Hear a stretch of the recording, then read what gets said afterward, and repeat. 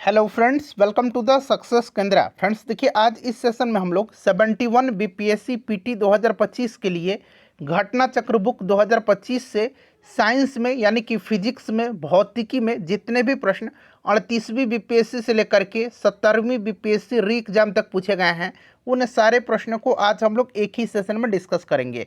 Friends, बड़ा ही important session है, इसको ध्यानपूर्वक पूरा देखिएगा। और देखिए, समय बहुत कम रह गया है, तो ज़्यादा से ज़्यादा अब हम लोगों को रिवीजन करना है। अगर चैनल पर आप पहली बार आए हुए हैं तो चैनल को सब्सक्राइब कर लीजिए, और जो बगल में बेल आइकन है, घंटी का निशान है, उसको भी ज़रूर दबा लीजिएगा, ताकि जब भी इसी तरह का कोई भी इंपॉर्टेंट वीडियो 71 बीपीएससी 2025 से संबंधित अपलोड किए जाएँ तो उसका नोटिफिकेशन सबसे पहले आपके पास पहुंच जाए। तो चलिए फ्रेंड्स, बिना देरी किए हुए सेशन आज के स्टार्ट करते हैं हम लोग। अब एक बार सभी लोग प्लीज़ पहले सेशन को लाइक कर दीजिए, और जब इसको कंप्लीट देख लीजिएगा, पूरा देख लीजिएगा, तो कम से कम इसको एक ग्रुप में फ्रेंड्स ज़रूर ही शेयर कर दीजिएगा। तो चलिए अब हम लोग स्टार्ट करते हैं आज का सेशन। तो फ्रेंड्स देखिए, यहाँ पर आप देख भी सकते हैं भौतिक विज्ञान, और जैसे कि मैंने आपको बताया है कि आज के इस सेशन में हम लोग 71 बीपीएससी पीटी 2025 के लिए घटना चक्र बुक से 2025 वाले बुक से साइंस में फिजिक्स के जितने भी प्रश्न 38वीं बीपीएससी से लेकर के 70वीं बीपीएससी री एग्ज़ाम तक पूछे गए हैं, उन सारे प्रश्नों को आज हम लोग एक ही सेशन में डिस्कस करेंगे। चलिए स्टार्ट करते हैं। एक बार सभी लोग प्लीज़ पहले सेशन को लाइक कर दीजिएगा। देखिए फ्रेंड्स, प्रत्येक प्रश्न के नीचे यहाँ पर आपको लिखा मिल जाएगा कि ये प्रश्न किस वर्ष बीपीएससी में पूछा गया है। आप देख सकते हैं ये 70वीं बीपीएससी री एग्जाम में प्रश्न पूछा गया है। चलिए सब लोग प्रश्न पढ़िएगा कि चुंबकीय बल फील्ड के मापन की इकाई क्या है। अगर आप आंसर जानते हैं तो आंसर कमेंट करते चलिएगा, इससे आपका रिवीजन भी होते चलेगा, और जो भी मैं आपको एक्सप्लेन करके बताऊंगा उससे भी आप ध्यानपूर्वक जरूर सुनिएगा। तो यहाँ पर देखिएगा, चुंबकीय बल फील्ड के मापन की इकाई क्या है। तो देखिए, चुंबकीय क्षेत्र के मापन की एसआई इकाई टेस्ला है। Option number D correct answer हो जाएगा, जिसे टी से प्रदर्शित किया जाता है। और देखिए, चुंबकीय बल चुंबकीय क्षेत्र की परस्पर क्रिया के कारण उत्पन्न होता है। चुंबकीय क्षेत्र किसी चुंबकीय अवयव के चारों ओर उपस्थित चुंबकीय बल के वितरण को प्रदर्शित करता है।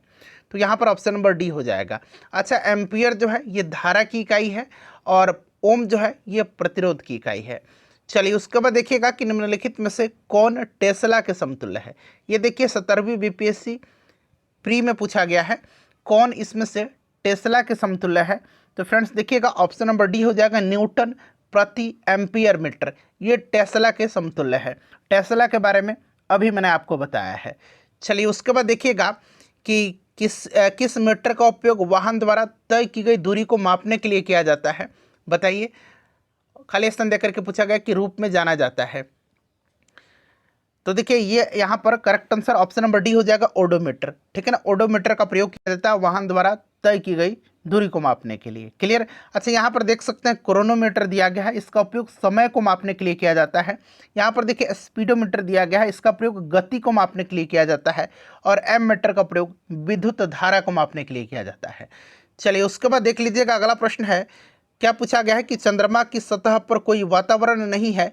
तो देखिए फ्रेंड्स, पहले हम लोग क्या कर रहे हैं कि 70वीं बीपीएससी और 70वीं बीपीएससी री एग्जाम दोनों में जो भी फिजिक्स के प्रश्न पूछे गए हैं, पहले हम लोग उनको कवर कर लेते हैं। फिर उसके बाद हम लोग जो है 38वीं से लेकर के 69वीं तक में जितने प्रश्न पूछे गए हैं उनको हम लोग डिस्कस कर लेंगे। ठीक है ना। और देखिए, इसी प्रकार से मैंने आपको बायोलॉजी कवर कराया हुआ है, मॉडर्न हिस्ट्री का 4 घंटे का महामैराथन कराया हुआ है, ज्योग्राफी कराया हुआ है, बिहार स्पेशल में बिहार हिस्ट्री को अलग कराया हुआ है, और बिहार ज्योग्राफी को मैंने अलग कराया हुआ है। तो अगर आपने नहीं देखा है तो जाकर के देख लीजिएगा। देखिए, चंद्रमा की सतह पर कोई वातावरण नहीं है, क्योंकि तो देखिए, क्योंकि गैस अणुओं का पलायन वेग उनमें वेग के मूल माध्य वर्ग यानी कि आरएमएस से बहुत कम है, इसलिए गैस के अणु चंद्रमा की सतह पर रुक नहीं पाते हैं और वहाँ वातावरण अनुपस्थित है। तो यहाँ पर option number B correct answer हो जाएगा। चलिए उसके बाद देखिएगा कि जब एक टेलीस्कोप के देखिए अभिदृश्यक लेंस का व्यास बढ़ता है तब टेलीस्कोप की विभेदन क्षमता बताइएगा। तो देखिए, जब एक टेलीस्कोप की अभिदृश्यक लेंस का व्यास बढ़ता है तो टेलीस्कोप की विभेदन क्षमता का मान बढ़ता है। तो यहाँ पर option number C correct answer हो जाएगा। ठीक है ना, क्योंकि विभेदन क्षमता जो होती है ये लेंस की वक्रता त्रिज्या से संबंधित होती है।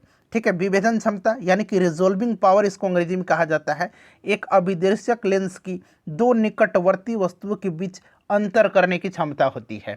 ठीक है, चलिए उसके बाद देखिएगा कि निम्न में से कौन छाया की उत्पत्ति के लिए जिम्मेदार है। छाया की उत्पत्ति के लिए, तो देखिए छाया की उत्पत्ति के लिए जिम्मेदार है। छाया का निर्माण कब होता है, तो देखिए छाया का निर्माण तब होता है जब कोई ऑब्जेक्ट द्वारा प्रकाश के किसी हिस्से या भाग को अवरुद्ध कर दिया जाता है। ठीक है ना, और छाया की उत्पत्ति के लिए प्रकाश का ऋजुरेखीय प्रसार जो है ये आवश्यक होता है। तो यहाँ पर देखिए प्रकाश का ऋजुरेखीय प्रसार। चलिए उसके बाद देखिएगा, और जैसे मैंने आपको बताया है कि पहले हम लोग 70वीं बीपीएससी और 70वीं बीपीएससी री एग्जाम में जो फिजिक्स के प्रश्न पूछे गए हैं उनको हम लोग कवर कर रहे हैं। उसके बाद हम लोग 38वीं से 69वीं बीपीएससी तक के प्रश्नों को कवर करेंगे। देखिए 100 डिग्री ताप पर वायु में जलने की तुलना में 100 डिग्री पर स्थित वाष्प में जलना, बताइए। तो निश्चित रूप से ये ज़्यादा वाष्पीकरण गुप्त ऊष्मा के कारण ज़्यादा खतरनाक है। तो ऑप्शन नंबर यहाँ पर बी करेक्ट आंसर हो जाएगा। क्लियर, इसका कारण है कि वाष्पीकरण की गुप्त ऊष्मा के कारण मतलब ये ज़्यादा खतरनाक होता है, और किसी पदार्थ की गुप्त ऊष्मा यानी कि लैटेंट हीट ऊष्मा की वह मान होती है जो उसकी इकाई मात्रा द्वारा अवस्था परिवर्तन के समय अवशोषित की जाती है या फिर मुक्त की जाती है। ठीक है, चलिए उसके बाद देखिएगा कि ऊष्मा स्थानांतरण जिसके लिए किसी माध्यम की आवश्यकता नहीं होती है कहलाता है। माध्यम की आवश्यकता नहीं होती है, ऊष्मा स्थानांतरण के लिए विकिरण विधि में माध्यम की आवश्यकता नहीं होती है। तो यहाँ पर आपका विकिरण करेक्ट आंसर हो जाएगा, विकिरण करेक्ट आंसर हो जाएगा। ठीक है, देखिए ठोस और द्रव्य, ठीक है, ठोस और द्रव्य में ऊष्मा स्थानांतरण के माध्यम की आवश्यकता होती है। ठोस और द्रव्य में क्रमशः चालन यानी कि ठोस में चालन और द्रव्य में संवहन विधि से ऊष्मा स्थानांतरण होता है। चलिए उसके बाद देखिएगा कि एक्सरे का एक गुण यह है कि उन्हें विक्षेपित किया जा सकता है। एक्सरे की खोज रोंगजन ने किया था, आपको याद है। और देखिए एक्सरे जो है ना, इसकी प्रकृति होती है कि यह एक विद्युत चुंबकीय तरंग है और इन्हें विद्युतीय या चुंबकीय क्षेत्र द्वारा विक्षेपित नहीं किया जा सकता है क्योंकि इनमें कोई आवेशित कण उपस्थित नहीं होता है। ठीक है, और जैसे मैंने बताया है कि इसकी खोज रोंगजन ने किया था, तो यहाँ पर उपरोक्त में से कोई नहीं होगा। चलिए उसके बाद देखिएगा कि m किलोग्राम भार एवं ई कूलम्ब आवेश वाला इलेक्ट्रॉन स्थिर अवस्था में v वोल्ट के विभवांतर से गति करता है, तब उसकी अंतिम ऊर्जा जूल में क्या होगी, बताइए। जूल में तो आपने पढ़ा होगा ई भी हो जाएगा, ई भी, ऑप्शन नंबर यहाँ पर ए करेक्ट हो जाएगा। उसके बाद देखिए निम्नलिखित में से कौन सा दिए गए तार का प्रतिरोध है। तो प्रतिरोध क्या होता है, आर इक्वल टू क्या होता है, भी बटा आई होता है। तो यहाँ पर आप देख सकते हैं ऑप्शन नंबर सी हो जाएगा। उसके बाद देखिए एक प्रबल विद्युत अपघट्य की चालकता, एक प्रबल विद्युत अपघट्य की चालकता। तो देखिए एक प्रबल विद्युत अपघट्य की चालकता उच्च होती है। प्रबल विद्युत अपघट्य जल में पूर्ण रूप से आयनित होते हैं। तनुकरण करने के पर इनके आयनन में कोई विशेष वृद्धि नहीं होती है। यहाँ पर देखिए तनुकरण पर जो है नहीं परिवर्तित होते हैं। चलिए उसके बाद देखिएगा कि भारत में प्रथम 3D मुद्रित मानव जैसे रोबोट का नाम क्या है। तो बताइए इसका नाम क्या है, तो इसका नाम मानव है। ठीक है ना, मानव राइट आंसर हो जाएगा यहाँ पर। उसके बाद देखिए निम्नलिखित में से कौन सी वैल्यू सोलर स्थिरांक का मान है। सोलर स्थिरांक का मान, तो यहाँ पर बात करते हैं तो सोलर स्थिरांक का मान जो होगा वो आपका हो जाएगा यहाँ पर 1.4। ठीक है ना, 1.4 यहाँ पर हो जाएगा। और देखिए नासा का अनुसार, जो नासा है, नासा के अनुसार सोलर स्थिरांक का मान का जो रेंज है, परास है, यह 1.318 से लेकर के, यहाँ पर यूनिट दिया गया है 1.318 से लेकर के 1.422 के बीच में है। ठीक है ना, तो इसको आप ध्यान रखिएगा। चलिए उसके बाद देखिएगा कि निम्नलिखित में से कौन सा एक गैर संपर्क बल है। गैर संपर्क बल, तो इसमें से आप देख सकते हैं कि चुंबकीय बल जो है ये गैर संपर्क है। बाकी देखिए घर्षण यहाँ पर दिया गया है, और प्रभावी बल ये संपर्क बल के उदाहरण है। गैर संपर्क बल में वस्तु के एक दूसरे के साथ संपर्क होने की संभावना कम होती है। उसके बाद देखिएगा कि यहाँ पर प्रश्न पड़ेगा कि एक संधारित्र का प्रतिघात होता है, एक संधारित्र का।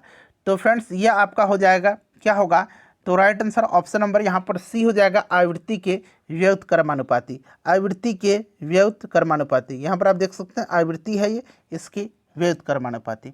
ठीक है, option number C correct answer हो जाएगा। तो पूरा 70वीं बीपीएससी तक और उसके री एग्जाम तक जो प्रश्न पूछे गए थे वो मैंने आपको कवर करा दिया फिजिक्स का। अब चलिए हम लोग 38वीं से 69वीं तक में जो प्रश्न पूछे गए हैं उनको कवर कर लेते हैं।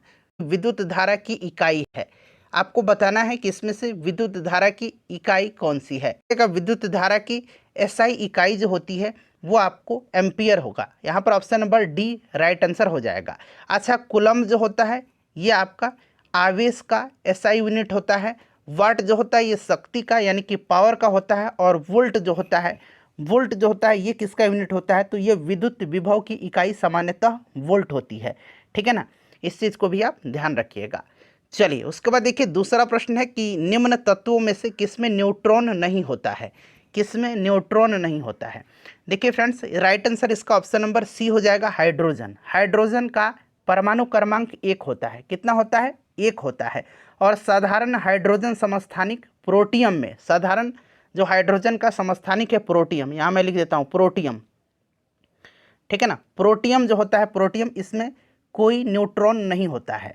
अच्छा, भारी हाइड्रोजन समस्थानिक जो ड्यूटीरियम है, ठीक है ना, जो ड्यूटीरियम है, ड्यूटीरियम में 1 न्यूट्रॉन होता है।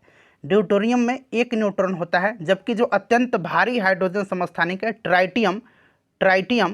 ट्राइटियम में 2 न्यूट्रॉन होता है।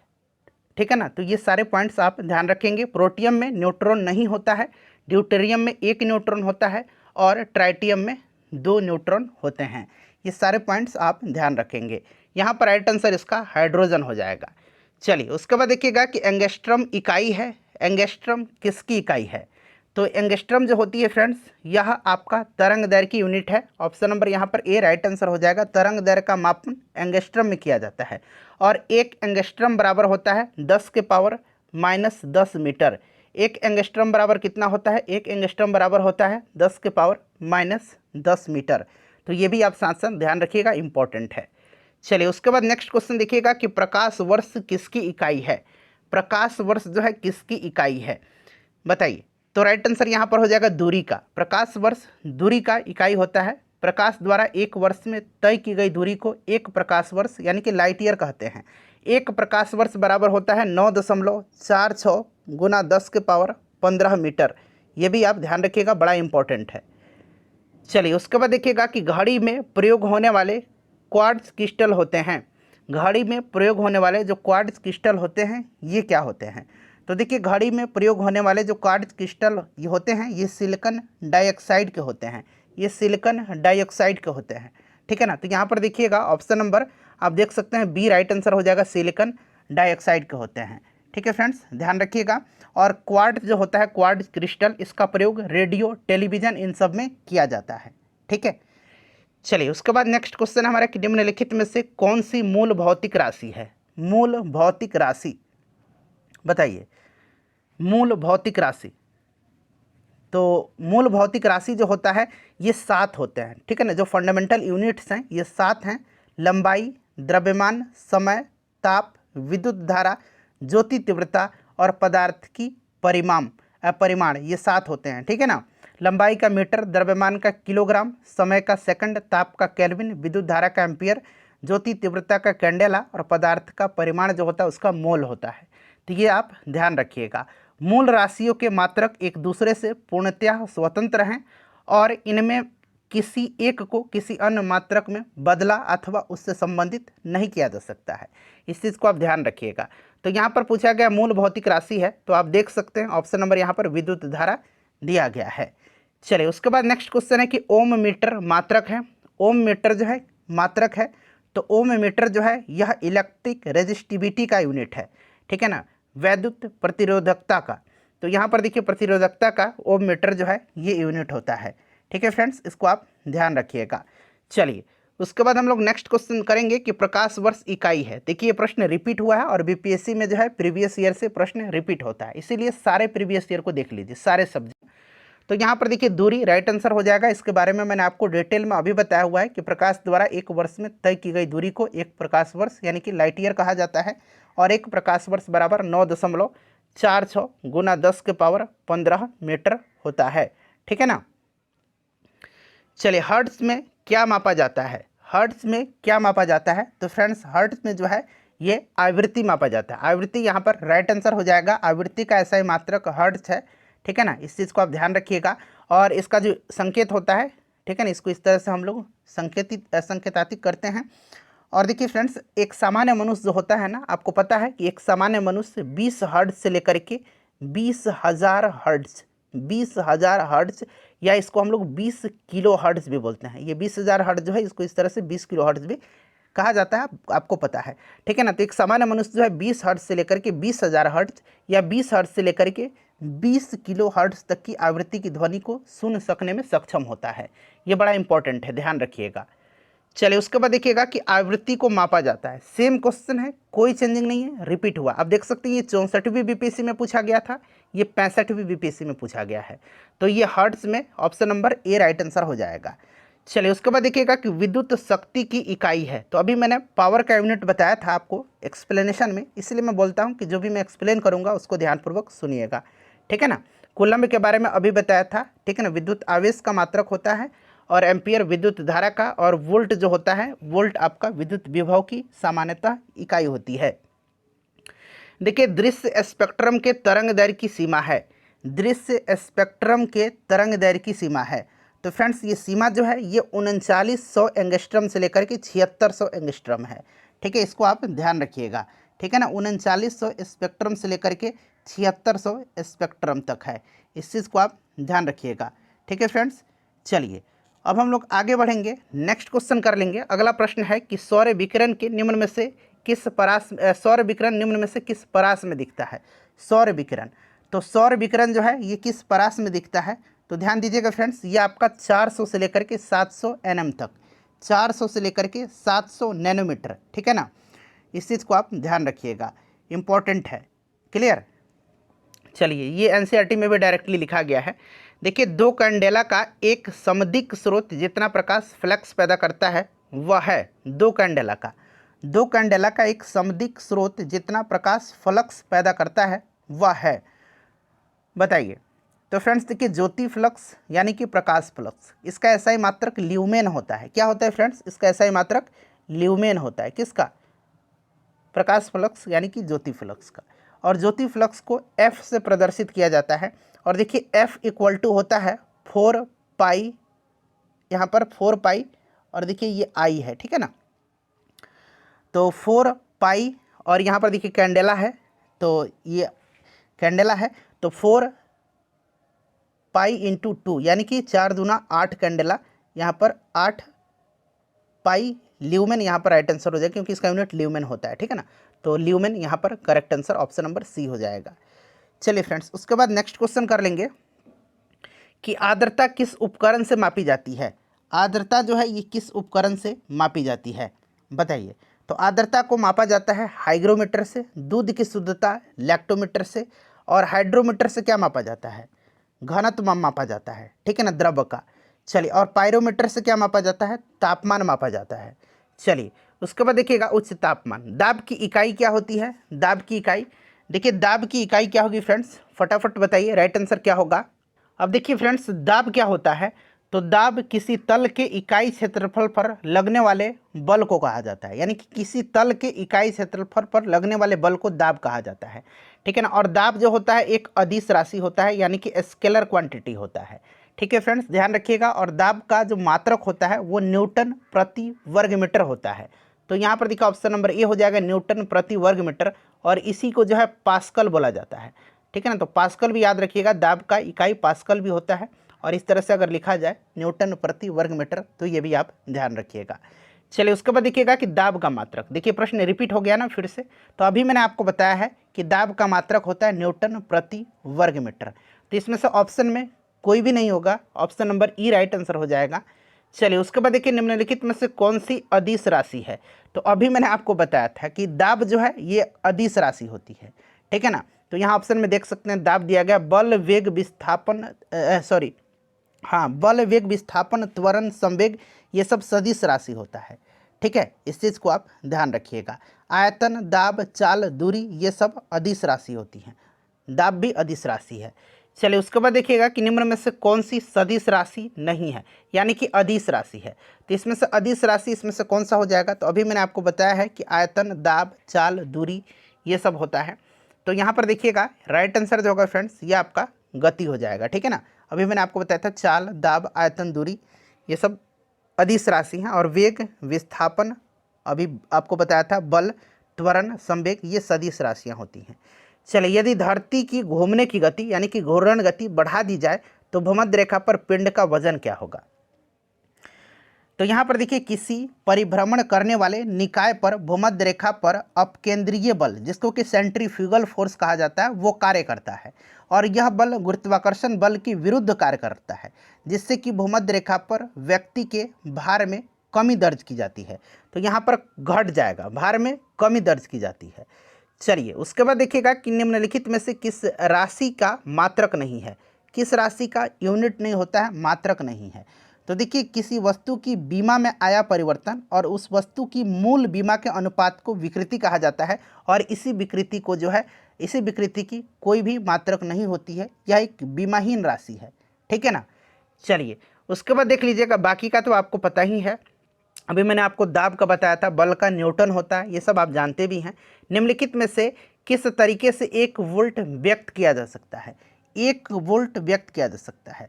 तो देखिए, 1 वोल्ट को 1 कूलम्ब के विद्युत आवेश के प्रति जूल की ऊर्जा खपत के रूप में परिभाषित किया जाता है।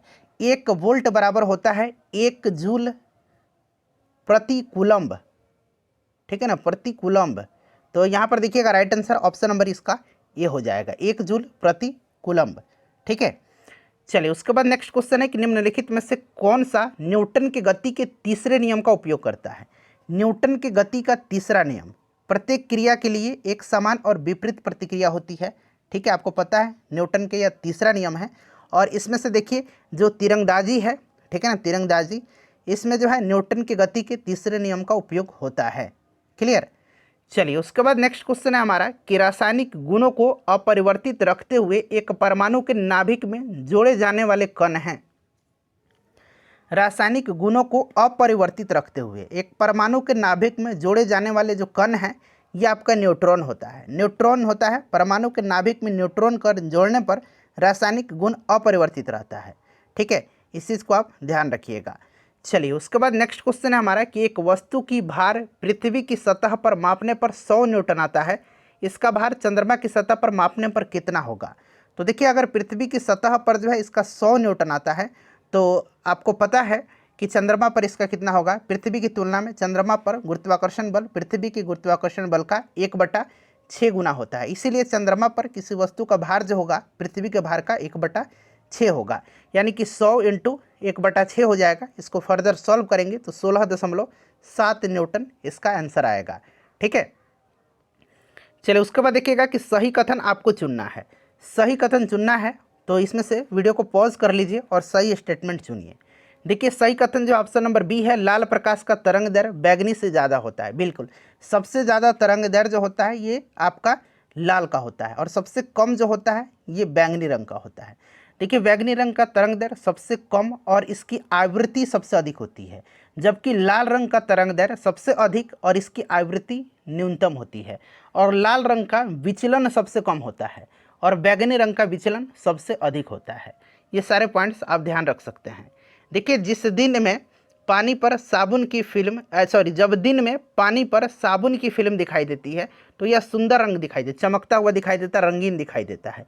यह घटना का कारण क्या है? मतलब इस घटना का कारण, तो इस घटना का कारण जो है ये आपका है प्रकाश का व्यतिकरण, यानी कि प्रकाश का इंटरफेरेंस ऑफ लाइट है, प्रकाश का व्यतिकरण है। ठीक है। चलिए, उसके बाद देखिए, अगला प्रश्न है कि एक परमाणु के केंद्र का धनावेशित हिस्सा क्या कहलाता है? जो धनावेशित हिस्सा है, पॉजिटिव चार्ज वाला पार्ट है, वो आपका क्या कहलाता है? तो फ्रेंड्स, ये न्यूक्लियस कहलाता है। न्यूक्लियस कहलाता है। ठीक है ना, न्यूक्लियस कहलाता है। और न्यूक्लियस जो होता है, नाभिक इसको हिंदी में बोलते हैं, या परमाणु का केंद्रक होता है। ठीक है। और परमाणु के नाभिक में, न्यूक्लियस में प्रोटॉन और न्यूट्रॉन अवस्थित होते हैं। ठीक है फ्रेंड्स। चलिए, प्रोटॉन धनात्मक आवेश युक्त मूलभूत कण होता है और न्यूट्रॉन उदासीन होता है, इसी कारण नाभिक जो होता है वो धनावेशित होता है। चलिए फ्रेंड्स, नेक्स्ट क्वेश्चन हमारा कि एक ठोस के सीधे गैस में परिवर्तन को क्या कहते हैं? एक ठोस जो है सीधे गैस में परिवर्तित होता है, इस घटना को हम लोग बोलते हैं सब्लिमेशन, हिंदी में इसको ऊर्ध्वपातन बोला जाता है। चलिए, उसके बाद देखिएगा कि वह ताप जिस पर ठोस, द्रव और गैसीय अवस्थाएं एक साथ रहती हैं क्या कहलाता है? वह ताप जिस पर ठोस, द्रव और गैसीय अवस्थाएं एक साथ रहती हैं उनको क्या कहा जाता है? तो उनको त्रिक बिंदु यानी कि ट्रिपल पॉइंट कहा जाता है। ठीक है ना, इसको हम लोग ट्रिपल पॉइंट बोलते हैं। तो यहाँ पर देखिए option number D correct answer हो जाएगा। ठीक है, option number D correct answer हो जाएगा। चलिए उसके बाद देख लीजिएगा कि कॉस्मिक किरणें, कॉस्मिक किरणें, तो देखिए कॉस्मिक किरणें ये विद्युत चुंबकीय स्पेक्ट्रम का भाग नहीं है। ठीक है ना, विद्युत चुंबकीय स्पेक्ट्रम के भाग नहीं है और ये उच्च ऊर्जा के आवेशित कण हैं जो अंतरिक्ष में लगभग प्रकाश की गति से गमन करते हैं। तो यहाँ पर देखिए ये आवेशित कण है, ठीक है ना, और साथ ही साथ याद रखिएगा विद्युत चुंबकीय स्पेक्ट्रम का ये भाग नहीं है। चलिए उसके बाद देखिए अगला प्रश्न है कि 2G स्पेक्ट्रम में जो अक्षर जी है यह किस शब्द के लिए प्रयुक्त हुआ है। तो जी फॉर जनरेशन, ठीक है ना, पीढ़ी के लिए। तो यहाँ पर देखिए पीढ़ी यानी कि जनरेशन, ऑप्शन यहाँ पर सी राइट आंसर हो जाएगा। ठीक है, चलिए उसके बाद देखिए रडार का आविष्कारक कौन था। रडार का आविष्कार किसने किया था। रडार का फुल फॉर्म क्या होता है, रेडियो डिटेक्शन एंड रेंजिंग होता है। ठीक है ना, और इसका जो आविष्कार किया था, आविष्कारक कौन थे, तो रॉबर्ट वाटसन वॉट थे। तो यहाँ पर रॉबर्ट वाटसन दिया गया है। ठीक है फ्रेंड्स, याद रखिएगा, इंपॉर्टेंट है। चलिए फ्रेंड्स उसके बाद देखिए गॉड पार्टिकल है। गॉड पार्टिकल किसको कहा जाता है, गॉड पार्टिकल, तो गॉड पार्टिकल जो है ये आपको हिग्स बोसन पार्टिकल को कहा जाता है। हिग्स बोसन एक मूल कण है जिसकी प्रथम परिकल्पना वर्ष 1964 में 1964 में किया गया था। ठीक है फ्रेंड्स, और इसका प्रायोगिक सत्यापन जो है ये 2013 में किया गया था। ठीक है, चलिए, और वैज्ञानिक समुदाय के बाहर और मीडिया के द्वारा अक्सर इस कण को ईश्वरीय कण यानी कि गॉड पार्टिकल के उपनाम से इसको संदर्भित किया जाता है।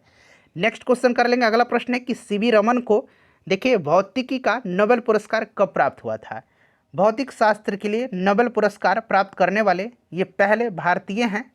ठीक है, डॉक्टर चंद्रशेखर वेंकट रमन, और 1930 में उनको यह पुरस्कार प्राप्त हुआ था। ठीक है, तो 1930 यहाँ पर करेक्ट आंसर हो जाएगा। चलिए, हरगोविंद खुराना को चिकित्सा के लिए 1968 में दिया गया था, ये भी आप ध्यान रखिएगा। रविन्द्रनाथ टैगोर को साहित्य के लिए 1913 में दिया गया था, क्लियर, और सुब्रमण्यम चंद्रशेखर को भौतिकी के लिए 1983 में दिया गया था। चलिए उसके बाद नेक्स्ट क्वेश्चन कर लेंगे कि टेलीस्कोप की खोज किस वैज्ञानिक ने किया था। टेलीस्कोप की खोज, तो टेलीस्कोप की खोज जो है ये गैलीलियो ने किया था। गैलीलियो ने किया था टेलीस्कोप की खोज। उसके बाद देखिएगा कि इस सदी की शुरुआत में हवाई जहाज़ का आविष्कार किसने किया था। इस सदी की शुरुआत में हवाई जहाज़ का आविष्कार जो है ये किसने किया था। तो फ्रेंड्स ये जो राइट बंधु थे, राइट ब्रदर्स थे, उन्होंने ही किया था। ठीक है ना, राइट ब्रदर्स ने किया था। चलिए उसके बाद नेक्स्ट क्वेश्चन करेंगे कि 1 माइक्रोन बराबर है, 1 माइक्रोन बराबर है, तो 1 माइक्रोन बराबर होता है 10 के पावर -3 mm होता है। ठीक है ना, और इसको हम लोग फर्दर कैसे लिख सकते हैं, 1/10 के पर मतलब 1 पर कितना जीरो, 3 जीरो हो जाएगा। ठीक है ना, 1/1000 mm, जो कि ऑप्शन नंबर यहाँ पर आप सी में देख सकते हैं। चलिए उसके बाद देखिएगा कि 40 डिग्री सेल्सियस का मान फ़ारेनहाइट स्केल पर कितना है। फार्मूला अगर आपको याद रहेगा तो आप आसानी से इसको सॉल्व कर सकते हैं। देखिए फार्मूला जो है फ़ारेनहाइट में बदलने के लिए आपका 9/5 इंटू ये सी होता है और प्लस 32 होता है। अब देखिएगा फ़ारेनहाइट स्केल में पूछा गया कितना होता है, तो 40 डिग्री सेल्सियस का, तो 9/5 सी की जगह 40 डिग्री सेल्सियस, ठीक है ना, गुना 40 + 32। तो देखिए 5 8 40, 8 टाइम में कट गया, 9 8 72 प्लस 32, तो ये आपका कितना हो जाएगा 104 डिग्री फ़ारेनहाइट। क्लियर, समझ में आ गया होगा आपको, ये फार्मूला आप याद रखिएगा केवल। चलिए उसके बाद नेक्स्ट क्वेश्चन करेंगे कि क्रोमेटोग्राफी की तकनीक का प्रयोग होता है। क्रोमेटोग्राफी जो है इसकी तकनीक का प्रयोग होता है। देखिए क्रोमेटोग्राफी की जो तकनीक है ना, इसका प्रयोग किया जाता है किसी मिश्रण से विभिन्न पदार्थों को अलग करने में। ठीक है, और क्रोमेटोग्राफी तकनीक का उपयोग मुख्यतः विटामिन और प्रोटीन के पृथक्करण में भी किया जाता है। प्रारंभ में क्रोमेटोग्राफी तकनीक का उपयोग पदार्थों को उनके रंग के आधार पर अलग करने के लिए किया जाता था। तो देखिए रंगीन पदार्थों की पहचान करने में, पदार्थों की संरचना के निर्धारण में, रंगीन पदार्थों के प्रवाही आसवन में, और एक मिश्रण से पदार्थों को अलग करने में। तो मिश्रण से पदार्थों को अलग करने में एक तो ये हो गया, और अभी मैंने बताया था कि इसका उपयोग विटामिन और प्रोटीन के पृथक्करण में किया जाता था, और प्रारंभ में इसका उपयोग पदार्थों को उनके रंग के आधार पर अलग करने के लिए किया जाता था। ठीक है ना, तो इसमें से एक से अधिक आंसर होना चाहिए। ठीक है ना फ्रेंड्स, चलिए, तो एक से अधिक होना, पहले क्या था कि एक मिश्रण के पदार्थों को अलग करने में आंसर होता था, लेकिन यहाँ पर कुछ ऑप्शन में चेंजिंग होने के कारण एक से अधिक इसका आंसर होना चाहिए अब। चलिए उसके बाद देखिएगा कि गति को सर्वप्रथम किसने परिभाषित किया था। जो गति है उसको सर्वप्रथम जो है किसने परिभाषित किया था? तो देखिए गैलीलियो ने सर्वप्रथम जो है एक समान रेखीय गति को परिभाषित किया था और उनके अनुसार प्रति इकाई समय में तय की गई दूरी को स्पीड यानी कि गति कहते हैं। उसके पश्चात न्यूटन ने पिंडों एवं वस्तुओं की गति का वर्णन करने के लिए गति का नियम प्रतिपादित किया था। गति का सर्वप्रथम नियम गैलीलियो ने। चलिए, लोलक की कालावधि यानी कि टाइम पीरियड होती है। तो देखिए लोलक की जो टाइम पीरियड होती है टी इक्वल टू ये होता है आपका टी इक्वल टू ये टी है 2π√L/g होता है। और ये लोलक की जो टाइम पीरियड होती है ये लंबाई पर निर्भर करती है। तो यहाँ पर देखिए लंबाई के ऊपर निर्भर करती है। ठीक है फ्रेंड्स, इस चीज़ को आप ध्यान रखिएगा, लंबाई के अनुक्रमानुपाती होता है। ठीक है, चलिए उसके बाद देखिएगा कि बल गुणनफल है तो फोर्स इक्वल टू कितना होता है? मास इनटू एक्सेलरेशन होता है, यानी कि द्रव्यमान गुना त्वरण होता है। तो ऑप्शन नंबर यहाँ पर बी राइट आंसर इसका हो जाएगा। चलिए उसके बाद नेक्स्ट क्वेश्चन है कि त्वरण ज्ञात करने का सही सूत्र कौन सा है? त्वरण ज्ञात करने का, तो देखिए त्वरण ज्ञात करने का इसमें से सही सूत्र जो है ये ए इक्वल टू ए जो है एक्सेलरेशन है v minus u upon t. V final है वेलोसिटी, यू इनिशियल वेलोसिटी और टी टाइम है। ठीक है, चलिए अलग अलग द्रव्यमान की दो वस्तुएं चंद्रमा की सतह के पास स्वतंत्र रूप से गिरने से क्या होगा? अलग अलग द्रव्यमान की हैं। जब कोई पिंड मुक्त अवस्था में गिरता है तो उसका वेग केवल गुरुत्वाकर्षण के द्वारा उत्पन्न त्वरण पर निर्भर करता है, पिंड के द्रव्यमान पर नहीं। ठीक है ना, अतः मुक्त रूप से गिरने वाली वस्तुओं का वेग किसी भी क्षण समान होगा। किसी भी क्षण क्या होगा? समान होगा। ठीक है ना, तो यहाँ पर right answer option number D हो जाएगा, किसी भी क्षण एक ही वेग होगा, क्योंकि यह गुरुत्वाकर्षण पर निर्भर करता है न कि पिंड के द्रव्यमान पर। तो अलग अलग द्रव्यमान है तो भी कोई फर्क नहीं पड़ेगा। चलिए देखिए वॉशिंग मशीन का कार्यकारी सिद्धांत क्या है? आपने देखा कि ये प्रश्न 69वीं बीपीएससी का है। ठीक है ना, पिछले साल का। देखिए वॉशिंग मशीन का कार्यकारी सिद्धांत क्या है? तो वॉशिंग मशीन जो है यह अपकेंद्रन के सिद्धांत पर, अपकेंद्रीय बल जो होता है सेंट्रीफ्यूगल फोर्स, ठीक है, इसी के सिद्धांत पर यह कार्य करता है। ऑप्शन नंबर यहाँ पर सी राइट आंसर इसका हो जाएगा। कपड़ा साफ करने का जो वॉशिंग मशीन है, दूध से जो मक्खन निकालने की मशीन है, ये सब अपकेंद्रीय बल के सिद्धांत पर कार्य करते हैं। निम्नलिखित में से कौन सी राशि सदिश नहीं है? यानी कि सीधी सी बात है अदिश राशि पूछा गया है। तो इसमें से देखिए आयतन अदिश राशि है। ठीक है ना, आयतन अदिश राशि है। चलिए उसके बाद देखिएगा कि पदार्थ के संवेग और वेग के अनुपात को, संवेग होता है m/v और वेग बटा v अनुपात में कौन सी? तो v से v कैंसिल हो जाएगा, कौन सी राशि प्राप्त हुई? तो मास यानी कि द्रव्यमान। ठीक है, ऑप्शन नंबर यहाँ पर सी राइट आंसर इसका हो जाएगा। चलिए उसके बाद देखिए 1 किलोमीटर दूरी का तात्पर्य क्या है? सिंपल सा क्वेश्चन है, 1000 मीटर। नेक्स्ट क्वेश्चन देखिएगा कि 1 पिकोग्राम बराबर होता है। 1 पिकोग्राम बराबर कितना होगा? तो 1 पिकोग्राम जो होता है ये बराबर होता है 10⁻⁻12 ग्राम के। ठीक है ना, चलिए उसके बाद हम लोग नेक्स्ट क्वेश्चन कर लेंगे फ्रेंड्स। अगला प्रश्न है कि आप एक लिफ्ट में खड़े हैं, ठीक है ना, और लिफ्ट के फर्श पर आपके भार द्वारा लग रहा बल होगा। बताइए राइट आंसर क्या होगा? तो देखिए लिफ्ट के 9.8 मीटर पर सेकंड स्क्वायर के त्वरण से नीचे आते समय लिफ्ट के फर्श पर व्यक्ति का दबाव नहीं पड़ता है, अतः उस समय फर्श पर उसके द्वारा लगाया गया बल जो होगा ये शून्य होगा। ठीक है ना, तो यहाँ पर option number B right answer इसका हो जाएगा। चलिए उसके बाद देखिए यदि एक पंख, एक रबर की गेंद और एक लकड़ी की गेंद निर्वात में एक समान ऊंचाई से स्वतंत्रतापूर्वक एक साथ गिर रहे हैं तो इनमें से कौन सा कंडीशन होगा? निर्वात की स्थिति में वायु प्रतिरोध शून्य होने के कारण, लेकिन निर्वात में वायु नहीं होती है, ठीक है ना, तो वहाँ पर कोई भी वायु का प्रतिरोध नहीं होता है, तो शून्य होने के कारण पंख, रबर की गेंद और लकड़ी की गेंद जो है ये एक ऊंचाई से स्वतंत्रतापूर्वक एक साथ गिराए जाने पर तीनों एक साथ जमीन पर पहुँचेंगे। ठीक है ना फ्रेंड्स, याद रखिएगा, क्योंकि उनका अंतिम वेग उनके द्रव्यमान से स्वतंत्र होगा। तो यहाँ पर right answer option number D हो जाएगा, तीनों एक साथ जमीन पर पहुँचेंगे। चलिए उसके बाद देखिएगा कि प्रकाश की गति किसके बीच से जाते हुए न्यूनतम होगी? प्रकाश की गति, तो प्रकाश की गति इसमें से न्यूनतम होगी वो आपके कांच में होगी। ठीक है ना, कांच में राइट आंसर हो जाएगा। क्लियर, याद रखिएगा। देखिए जिस वस्तु या पदार्थ का अपवर्तनांक ज़्यादा होता है उसमें प्रकाश की गति न्यूनतम होती है, और इसमें कांच का अपवर्तनांक सबसे ज़्यादा है, इसीलिए इसमें कांच में जो है प्रकाश की गति न्यूनतम होगी। चलिए नेक्स्ट क्वेश्चन कर लेंगे। अगला प्रश्न है हमारा कि प्रकाश का वर्ण विक्षेपण संभव है? तो प्रकाश का वर्ण विक्षेपण, जब प्रकाश जो है प्रिज्म से गुजरता है तो वर्ण विक्षेपण होता है। श्वेत प्रकाश 7 रंगों में विभाजित हो जाता है, तो ये प्रिज्म के द्वारा। ऑप्शन नंबर यहाँ पर ए राइट आंसर हो जाएगा। प्रकाश का वर्ण विक्षेपण यानी कि डिस्पर्सन ऑफ लाइट इसको कहा जाता है। चलिए उसके बाद नेक्स्ट क्वेश्चन है कि 20 सेंटीमीटर फोकस दूरी के एक उत्तल लेंस की सतह पर सफ़ेद घोड़े का प्रतिबिंब बनाने के लिए बड़ी संख्या में काले रंग की पट्टियाँ जो है पतली पट्टियाँ बनाई गई हैं। यह प्रतिबिंब कैसा होगा? 20 सेंटीमीटर फोकस दूरी के एक उत्तल लेंस की सतह पर सफ़ेद घोड़े का प्रतिबिंब बनाने के लिए बड़ी संख्या में काले रंग की पतली पट्टियाँ बनाई गई हैं और काली पट्टियाँ केवल प्रकाश की तीव्रता को कम करती हैं लेकिन कोई छाया नहीं डालती हैं। क्योंकि वह काफ़ी पतली होती हैं इसलिए कम चमक वाले एक घोड़े का प्रतिबिंब बनेगा, कम चमक वाला। चलिए उसके बाद नेक्स्ट क्वेश्चन कर लेंगे कि ध्वनि की तीक्ष्णता किसके द्वारा निर्धारित की जाती है? ध्वनि की जो तीक्ष्णता है ये किसके द्वारा निर्धारित किया जाता है, बताइए। तो देखिए फ्रेंड्स, ये ध्वनि के तरंगदैर्घ्य के द्वारा। ऑप्शन नंबर यहाँ पर सी राइट आंसर हो जाएगा। किसी एकांक क्षेत्रफल से 1 सेकंड में गुजरने वाली ध्वनि ऊर्जा को ध्वनि की तीव्रता कहा जाता है, ठीक है। और सामान्यतः प्रबलता तथा तीव्रता को आपस में पर्यायवाची समझ लिया जाता है, परंतु वास्तव में ऐसा नहीं है, ये अलग अलग चीज़ें होती हैं। तो देखिए ये तीक्ष्णता जो है ये तरंगदैर्घ्य पर।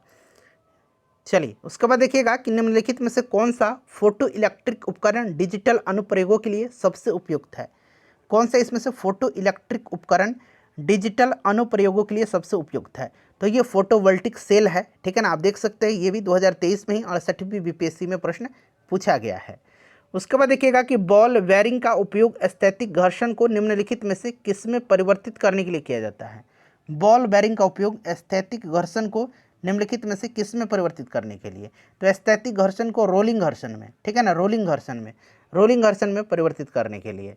चलिए उसके बाद देखिएगा कि फुटबॉल के खेल में एक गोलकीपर फुटबॉल को गोल में पकड़ने के बाद अपने हाथों को पीछे की ओर खींचता है। यह गोलकीपर को किस प्रकार सक्षम बनाता है? अपने हाथों को पीछे की ओर खींच करके गोलकीपर गेंद को पकड़ने का समय बढ़ा देता है और समय जब बढ़ गया तो वह इस गेंद पर लगने वाले जो संवेग परिवर्तन की दर है यानी कि बल है उसको कम कर देता है। तो इसीलिए राइट आंसर ऑप्शन नंबर यहाँ पर ए राइट आंसर हो जाएगा। चलिए उसके बाद देखिएगा कि अनुदैर्घ्य तरंगों का उदाहरण है।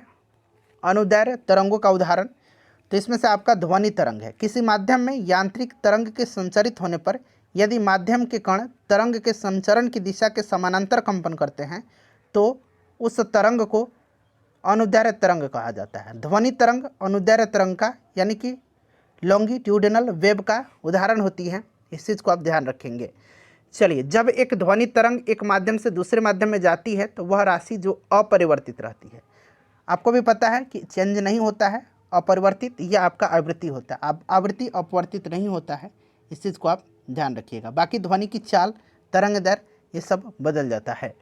चलिए, वायु में ध्वनि तरंग होती हैं। वायु में ध्वनि तरंग, तो अभी मैंने आपको बताया है ये अनुदैर्घ्य तरंग होती हैं। चलिए उसके बाद देखिएगा कि रेत और नैफ्थलीन के मिश्रण को किसके द्वारा पृथक किया जा सकता है? रेत और नैफ्थलीन के मिश्रण को। तो देखिए रेत और नैफ्थलीन के मिश्रण को जो है पृथक किया जाता है किसके द्वारा? तो फ्रेंड्स सब्लिमेशन के द्वारा, ऊर्ध्वपातन के द्वारा, ठीक है ना। चलिए उसके बाद नेक्स्ट क्वेश्चन है हमारा कि विद्युत शक्ति की इकाई है। आगे फिर से विद्युत शक्ति की इकाई वाट है। चलिए उसके बाद देखिएगा कि निम्नलिखित में से कौन सा सही सुमेलित नहीं है? सही सुमेलित इसमें से कौन सा नहीं है? अब यहाँ पर देखिएगा गैल्वेनोमीटर विद्युत प्रतिरोध दिया गया है, यही गलत है। बाकी देखिए वोल्टमीटर विभवांतर, एमीटर विद्युत धारा मापता है, पोटेंशियोमीटर विद्युत वाहक बल को, ठीक है। देखिए गैल्वेनोमीटर का उपयोग जो है, प्रयोग जो है एक छोटी विद्युत धारा को रिएक्टर करने हेतु किया जाता है। विद्युत प्रतिरोध का मापन ओम मीटर के द्वारा किया जाता है, ठीक है ना, इसीलिए गलत दिया गया है। क्लियर। चलिए उसके बाद तो ऑप्शन नंबर डी हो जाएगा। देखिएगा कि टरबाइन एवं डायनेमो से बिजली प्राप्त करने के लिए किस ऊर्जा को विद्युत ऊर्जा में परिवर्तित करते हैं? तो फ्रेंड्स ये यांत्रिक ऊर्जा है, यानी कि मैकेनिकल एनर्जी है, यांत्रिक ऊर्जा को।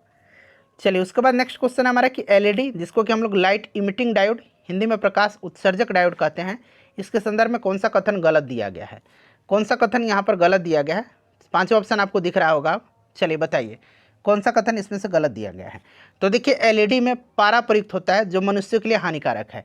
देखिए एलईडी यानी कि लाइट इमिटिंग डायोड जो है एक अर्धचालक उपकरण होता है जो विद्युत धारा प्रवाहित होने पर प्रकाश उत्पादन करता है और इसमें मिश्रण में जो है, इसके मिश्रण में gallium phosphide, indium gallium nitride, इन सब का उपयोग किया जाता है। इसमें पारा का उपयोग नहीं किया जाता है, ठीक है ना, इसमें पारा प्रयुक्त नहीं होता है।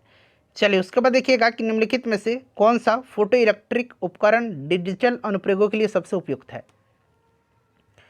राइट आंसर यहाँ पर देखिए फोटोवोल्टिक सेल हो गया। ये प्रश्न रिपीट हो गया है, ये जो टीचर वाला एग्जाम है उसमें भी पूछ लिया गया, जो बीपीएससी में पूछा गया था, शायद 68वीं में पूछा गया था, और देखिए इसमें फिर पूछ लिया गया है।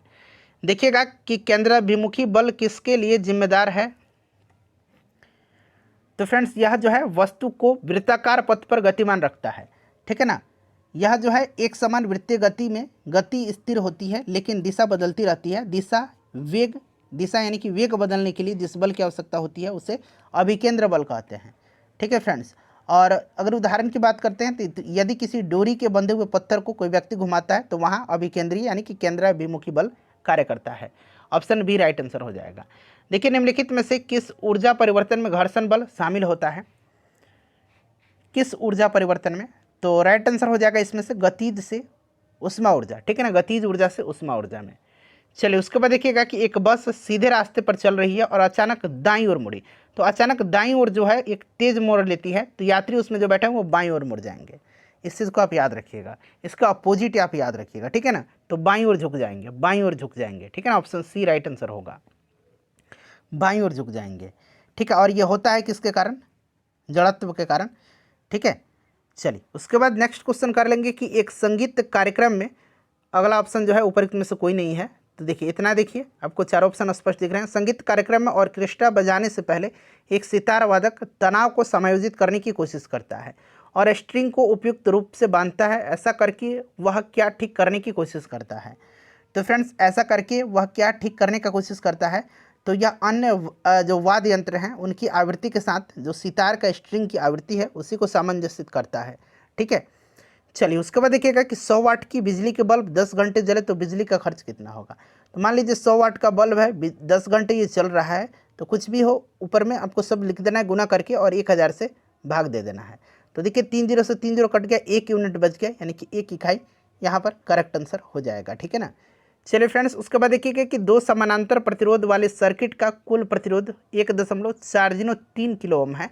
यदि एक प्रतिरोधक का मान 2.0 किलो ओम हो, दूसरे प्रतिरोधक का मान क्या होगा, ठीक है। देख सकते हैं ये 66वीं बीपीएससी का क्वेश्चन है। तो देखिए फ्रेंड्स कुल प्रतिरोध जो है दे रखा है 1.403 और इसमें से एक प्रतिरोधक का मान 2 किलो ओम दे रखा है, ठीक है ना। तो दूसरा का मान आपसे पूछा जा रहा है। तो यहाँ पर देख लीजिएगा समानांतर में है, तो यानी कि 1/r इक्वल टू कितना होगा, 1/r1 प्लस 1/r2, यही होता है ना। अब देखिएगा r इक्वल टू कितना हो जाएगा, ये 1/r इक्वल टू कितना हो जाएगा। तो फ्रेंड्स ये हो जाएगा आपका r1 प्लस r2, सॉल्व करिए इसको, ठीक है ना। तो और ये हो जाएगा आपका r1 इंटू r2, क्लियर। अब यहाँ से r इक्वल टू क्या हो जाएगा, r इक्वल टू हो जाएगा आपका r1 r2 और ये r1 प्लस r2, उलट जाएगा ये, क्लियर है ना। अब यहाँ पर सब वैल्यू पुट कर दीजिए, r का वैल्यू 1.403 पुट कर दीजिए, ये आपका देखिए कितना हो जाएगा, ये आपका हो जाएगा कितना, 2 पुट करिए, r1 का वैल्यू यहाँ पर 2 दिया गया है तो 2 पुट करिएगा, 2r2 हो जाएगा और ये आपका यहाँ पर 2 प्लस r2 हो जाएगा, नीचे 2 प्लस r2 हो जाएगा और फर्दर आप सॉल्व कर लीजिएगा तो ये 4.70 यहाँ पर इसका राइट आंसर आ जाएगा। सॉल्व कर लीजिए, मैंने पूरा बता दिया आपको। देखिए एक उत्तल लेंस की फोकस दूरी जो है ये 10 सेंटीमीटर दिया गया है, पानी में इसे डुबाने पर यह कार्य करेगा। अब यहाँ पर ध्यान दीजिएगा 10 सेंटीमीटर उत्तल लेंस को जब पानी में डुबाया जाता है, 10 सेंटीमीटर फोकस वाला है, ठीक है, तो उसकी फोकस दूरी 10 सेंटीमीटर से बढ़ जाएगी और यह उत्तल लेंस की भांति व्यवहार करेगा, ठीक है ना।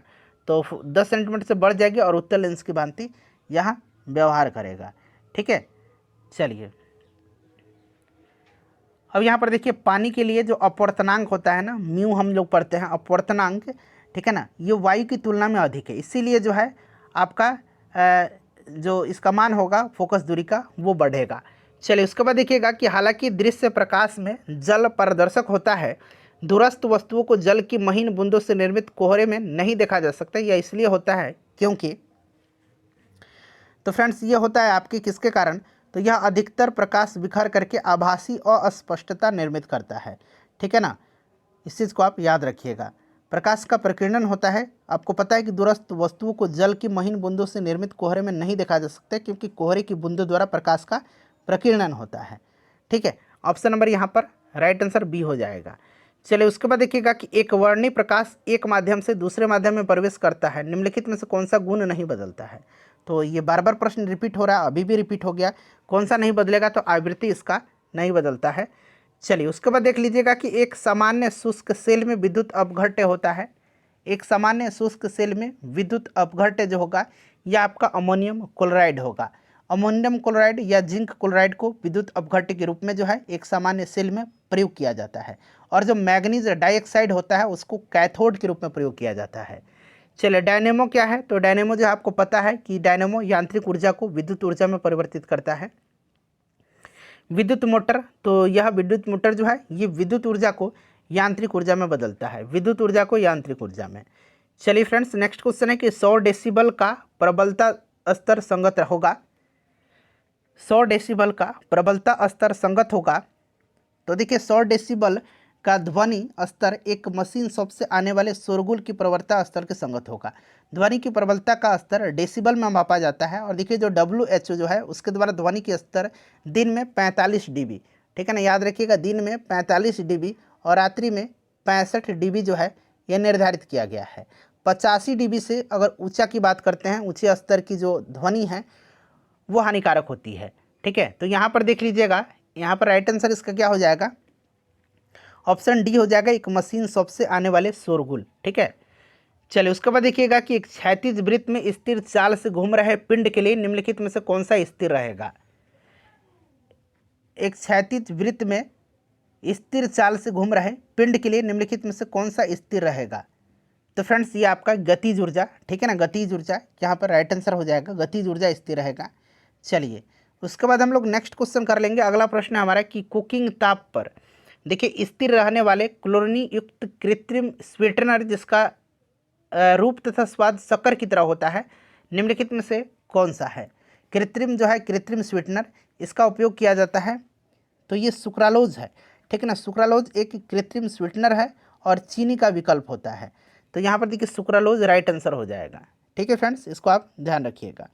चलिए उसके बाद नेक्स्ट क्वेश्चन हमारा कि दृष्टि की खराबी यानी कि निकट दृष्टि दोष को किस नाम से जाना जाता है। देखिए निकट दृष्टि दोष को जो है हम लोग मायोपिया बोलते हैं, इसको हम लोग क्या बोलते हैं, मायोपिया बोलते हैं, इसको हम लोग मायोपिया बोलते हैं, ठीक है, मायोपिया, हिंदी में इस तरह से इसको मायोपिया बोला जाता है। और दीर्घ दृष्टि दोष को हाइपरमेट्रोपिया बोला जाता है। तो यहाँ पर कोई नहीं राइट आंसर हो जाएगा, क्योंकि मायोपिया नहीं देगा, ये दीर्घ दृष्टि दोष है, हाइपरमेट्रोपिया ये दीर्घ दृष्टि दोष का है, ठीक है। चलिए आगे बढ़ेंगे, नेक्स्ट क्वेश्चन कर लेंगे। अगला प्रश्न है हमारा कि मायोपिया वह बीमारी है जिसमें व्यक्ति देख नहीं पाता है। देखिए मायोपिया वह बीमारी है जिसमें व्यक्ति दूर की वस्तुएं स्पष्ट रूप से नहीं देख सकता। नज़दीक की वस्तुएं तो स्पष्ट दिखाई देती है इसको, लेकिन दूर की वस्तुएं स्पष्ट रूप से दिखाई नहीं देती है, ठीक है। और इसमें जो है अवतल लेंस का उपयोग करके निकट दृष्टि दोष को ठीक किया जा सकता है। तो ऑप्शन नंबर यहाँ पर ए राइट आंसर हो जाएगा इसका। उसके बाद देखिएगा नेक्स्ट क्वेश्चन है कि निकट दृष्टि दोष किसके प्रयोग से उपचारित किया जाता है। तो अभी मैंने बताया है अवतल लेंस निकट और दीर्घ दृष्टि दोष को उत्तल लेंस से उपचारित किया जाता है, उत्तल लेंस से, ठीक है। देखिए अवतल दर्पण के द्वारा बनाया गया प्रतिबिंब वास्तविक उल्टा और वस्तु के आकार के बराबर होता है, वस्तु की स्थिति कैसी होनी चाहिए। अवतल दर्पण के द्वारा बनाया गया प्रतिबिंब वास्तविक उल्टा और वस्तु के आकार के बराबर होता है, वस्तु की स्थिति कैसी होनी चाहिए। तो देखिए फ्रेंड्स वस्तु जो होना चाहिए ये वक्रता केंद्र पर होना चाहिए, वक्रता केंद्र पर होना चाहिए, ठीक है ना, वक्रता केंद्र पर होना चाहिए, इस चीज़ को आप ध्यान रखिएगा। चलिए उसके बाद नेक्स्ट क्वेश्चन हमारा कि विद्युत धारा निम्न में से किस उपकरण से मापी जाती है। तो विद्युत धारा को मापा जाता है एमीटर से, एमीटर से विद्युत धारा को मापा जाता है, ठीक है फ्रेंड्स, ध्यान रखिएगा एमीटर से मापा जाता है। चलिए उसके बाद नेक्स्ट क्वेश्चन है कि विद्युत धारा किस उपकरण से मापी जाती है। देखिए प्रश्न रिपीट हो रहा है, ये 65वीं बीपीएससी में पूछा गया था, ये 64वीं बीपीएससी में पूछ लिया गया है, ठीक है, ध्यान रखिएगा। तो एमीटर इसका राइट आंसर हो जाएगा। चलिए उसके बाद देख लीजिएगा कि फोटो इलेक्ट्रिक सेल एक ऐसा उपकरण है जो फोटो इलेक्ट्रिक सेल एक ऐसा उपकरण है जो प्रकाश ऊर्जा को विद्युत ऊर्जा में बदलता है। ऑप्शन बी यहाँ पर राइट आंसर हो जाएगा। चलिए उसके बाद नेक्स्ट क्वेश्चन है हमारा कि प्रकाश में 7 रंग होते हैं, रंगों को अलग करने का क्या तरीका है। तो मैंने बताया था कि जब इनको प्रिज्म से गुजारा जाता है तो यह 7 रंगों में विभक्त हो जाते हैं, एक प्रिज्म से रंगों को अलग किया जा सकता है, ठीक है फ्रेंड्स, इसको आप ध्यान रखिएगा। चलिए उसके बाद नेक्स्ट क्वेश्चन है हमारा कि प्रकाश वर्ष का संबंध है। तो प्रकाश वर्ष का संबंध दूरी से है, प्रकाश वर्ष का संबंध दूरी से है, और मैंने आपको स्टार्टिंग में ही आपको दूसरा या तीसरा प्रश्न था, मैंने आपको डिटेल में बताया हुआ है। चलिए उसके बाद नेक्स्ट क्वेश्चन है कि यदि किसी ऐनक के लेंसों की शक्ति यानी कि पावर प्लस 2 डायोप्टर है तो इसकी फोकस दूरी क्या होगी। तो देखिए फ्रेंड्स, फोकस दूरी बराबर होता है 1 अपॉन लेंस की क्षमता, इसको हम लोग डी से डायोप्टर से डिनोट करते हैं, या लेंस की क्षमता बराबर इधर तो d equal to 1 upon f होता है, फोकस दूरी होता है, और हमेशा फोकस दूरी मीटर में होती है, इस चीज़ को आप ध्यान रखिएगा, ठीक है ना। इस कंडीशन में अगर पावर दिया गया तो फोकस दूरी मीटर में होती है। तो चलिए अब यहाँ पर देख लीजिएगा, ये आपका पूछा गया है कि फोकस दूरी क्या होगी, तो 1/2 मीटर यानी कि 100 सेंटीमीटर, सेंटीमीटर में चेंज करेंगे तो 100 सेंटीमीटर हो जाएगा। नहीं, 1 मिनट, हाफ मीटर है तो 50 सेंटीमीटर होगा ना, 1 मीटर आता तब ना 100 सेंटीमीटर होता, तो 50 सेंटीमीटर होगा, ठीक है। हाफ मीटर है तो 50 सेंटीमीटर होगा, 1 मीटर आता तब 100 सेंटीमीटर होता। क्लियर हो गया ना। चुंबकीय सुई किस तरफ संकेत करती है, चुंबकीय सुई जो है यह उत्तर की तरफ जो है, उत्तर दिशा की तरफ संकेत करती है, ठीक है। और यह पृथ्वी के चुंबकीय ध्रुव उत्तरी एवं दक्षिणी ध्रुव के अनुरूप आकर्षित होती है, अतः चुंबकीय सुई भी पृथ्वी के उत्तर ध्रुव की ओर आकर्षित होकर के उत्तर दिशा की तरफ संकेत करती है। चलिए उसके बाद देखिएगा कि चुंबकत्व का अनुचुंबकीय समचुंबक सिद्धांत निम्न में से किसके द्वारा प्रदर्शित होता है। अनुचुंबकीय सिद्धांत, तो अनुचुंबकीय जो है इसमें से अगर हम अनुचुंबकत्व, चुंबकत्व का एक रूप होता है जिससे कि कुछ सामग्री बाह्य रूप से लागू चुंबकीय क्षेत्र द्वारा आंशिक रूप से आकर्षित होती है, और इसमें से अगर हम बात करते हैं तो ये प्लैटिनम हो जाएगा। पीतल एक मिश्र धातु है, तो पीतल जो होता है ये कॉपर और जिंक का यानी कि कॉपर और तांबा और जस्ता का मिश्र धातु होता है, तांबा और जस्ता का, तांबा और जस्ता का, ठीक है ना, यहाँ पर दिया गया तांबा और जस्ता का। चलिए उसके बाद देखिएगा कि श्वेत प्रकाश को नली में कैसे उत्पन्न करते हैं, श्वेत प्रकाश को नली में कैसे उत्पन्न करते हैं। तो फ्रेंड्स, तंतु को गर्म करके किया जाता है। श्वेत प्रकाश प्रतिदीप्तशील ट्यूब में निम्न दाब पर पारे की वाष्प में उत्पन्न होता है। ट्यूब के सिरों पर तंतुओं में विद्युत प्रवाह करने पर पारा वाष्प अदृश्य परावैंगनी किरणें उत्सर्जित करता है, और ये परावैंगनी किरणें नलिका की आंतरिक सतह पर लेपित प्रतिदीप्तशील पदार्थ की परत पर मिलकर के दृश्य प्रकाश उत्सर्जित करती है। चलिए उसके बाद देखिए, आइंस्टीन को नोबेल पुरस्कार किस कार्य के लिए मिला था। तो आइंस्टीन को नोबेल पुरस्कार जो है 1921 में दिया गया था, ठीक है ना, भौतिकी के क्षेत्र में इनको नोबेल पुरस्कार प्रदान किया गया था, और आइंस्टीन को प्रकाश विद्युत प्रभाव की व्याख्या और इसके नियम का आविष्कार के लिए दिया गया था, प्रकाश विद्युत प्रभाव। चलिए उसके बाद देखिएगा कि आपेक्षिकता का सिद्धांत इनमें से किस वैज्ञानिक ने प्रस्तुत किया था। आपेक्षिकता का सिद्धांत, तो फ्रेंड्स इसको जो है अल्बर्ट आइंस्टीन ने जो है प्रस्तुत किया था, अल्बर्ट आइंस्टीन ने, ठीक है। चलिए उसके बाद नेक्स्ट क्वेश्चन कर लेंगे कि विद्युत उत्पन्न करने के लिए कौन सी धातु का उपयोग होता है। बताइए राइट आंसर इसका क्या होगा। तो देखिए फ्रेंड्स, विद्युत उत्पन्न करने के लिए कौन सी धातु का उपयोग होता है। तो देखिए विद्युत उत्पन्न करने के लिए उपयोग किया जाता है यूरेनियम का, इसमें से, ठीक है ना, यूरेनियम का किया जाता है, ठीक है। इस चीज़ को आप याद रखिएगा, यूरेनियम धातु का उपयोग नाभिकीय रिएक्टर में ऊर्जा के उत्पादन हेतु किया जाता है। देखिए कमरे को ठंडा किया जा सकता है, कमरे को ठंडा किया जा सकता है, तो कमरे को जो है संपीड़ित गैस को छोड़ करके कमरे को ठंडा किया जा सकता है संपीड़ित गैस को छोड़ने से। चलिए, आमतौर पर सुरक्षा फ्यूज लगाने के लिए प्रयोग होने वाला तार किस पदार्थ का बना होता है। आमतौर पर सुरक्षा फ्यूज लगाने के लिए प्रयोग होने वाला तार किस पदार्थ का बना होता है। तो फ्रेंड्स, यह टीन और शीशे की एक मिश्र धातु होती है, ठीक है ना, फ्यूज की बात किया जा रहा है, ठीक है। राइट आंसर यहाँ पर option number D correct answer हो जाएगा। क्लियर, चलिए ऑप्शन नंबर डी हो जाएगा। चलिए, निम्न में से कौन सा ऊष्मा का सबसे अधिक कुचालक है, सबसे अधिक कुचालक। अब यहाँ देखिए कौन सी ऊष्मा की सबसे अधिक कुचालक है, ये पूछा गया है, कुचालक। तो देखिए आपको पता है ना कि कोई भी ऐसा पदार्थ जिससे विद्युत धारा या ऊष्मा प्रवाहित न हो उसको हम लोग कुचालक बोलते हैं, जैसे कि लकड़ी, कांच, ये सब होता है। लेकिन देखिए धातु के संदर्भ में सभी धातु ऊष्मा की सुचालक होती हैं, लेकिन कुछ धातु जो होती हैं अन्य धातु की तुलना में, जैसे कि लेड, सीसा और पारा, ठीक है ना, यहाँ पर देखिए सीसा और पारा दिया गया है, ये ऊष्मा की जो है कम चालकता होती है, इनमें पुअर कंडक्टर होते हैं। और लेड की ऊष्मा चालकता जो है लगभग जो होता है ये आपका 34.7 WM/K होता है, ये M है, ये K होता है। और यहाँ पर अगर हम बात करते हैं पारा की तो ये 8.31 WM/K होती है। तो इसमें से राइट आंसर इसका क्या होगा, तो सबसे अधिक कुचालकता तो इसमें से पारा का हो जाएगा, ठीक है ना। चलिए, ऑडियोमीटर क्या नापता है। ऑडियोमीटर, तो ऑडियोमीटर से मापा जाता है ध्वनि की तीव्रता, ध्वनि की तीव्रता मापा जाता है। और इसी प्रकार स्टेथोस्कोप जो है, जो हृदय की गति को मापता है, ठीक है ना, स्टेथोस्कोप हृदय की गति को मापता है। वायुमंडलीय दाब बैरोमीटर नापता है, और जो वायुयान की ऊंचाई है ये अल्टीमीटर से मापा जाता है। चलिए देखिएगा कि यदि बल को न्यूटन में और दूरी को मीटर में प्रदर्शित किया जाता है तो हुए कार्य को प्रदर्शित किया जाएगा। तो कार्य को प्रदर्शित किस में किया जाएगा, तो कार्य को जूल में किया जाएगा, ठीक है ना, जूल में किया जाएगा।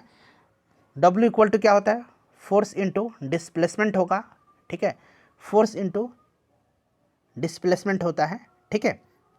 चलिए उसके बाद देखिएगा कि अतिचालक का लक्षण है, अतिचालक का लक्षण, तो ये शून्य पारगम्यता होता है, शून्य पारगम्यता।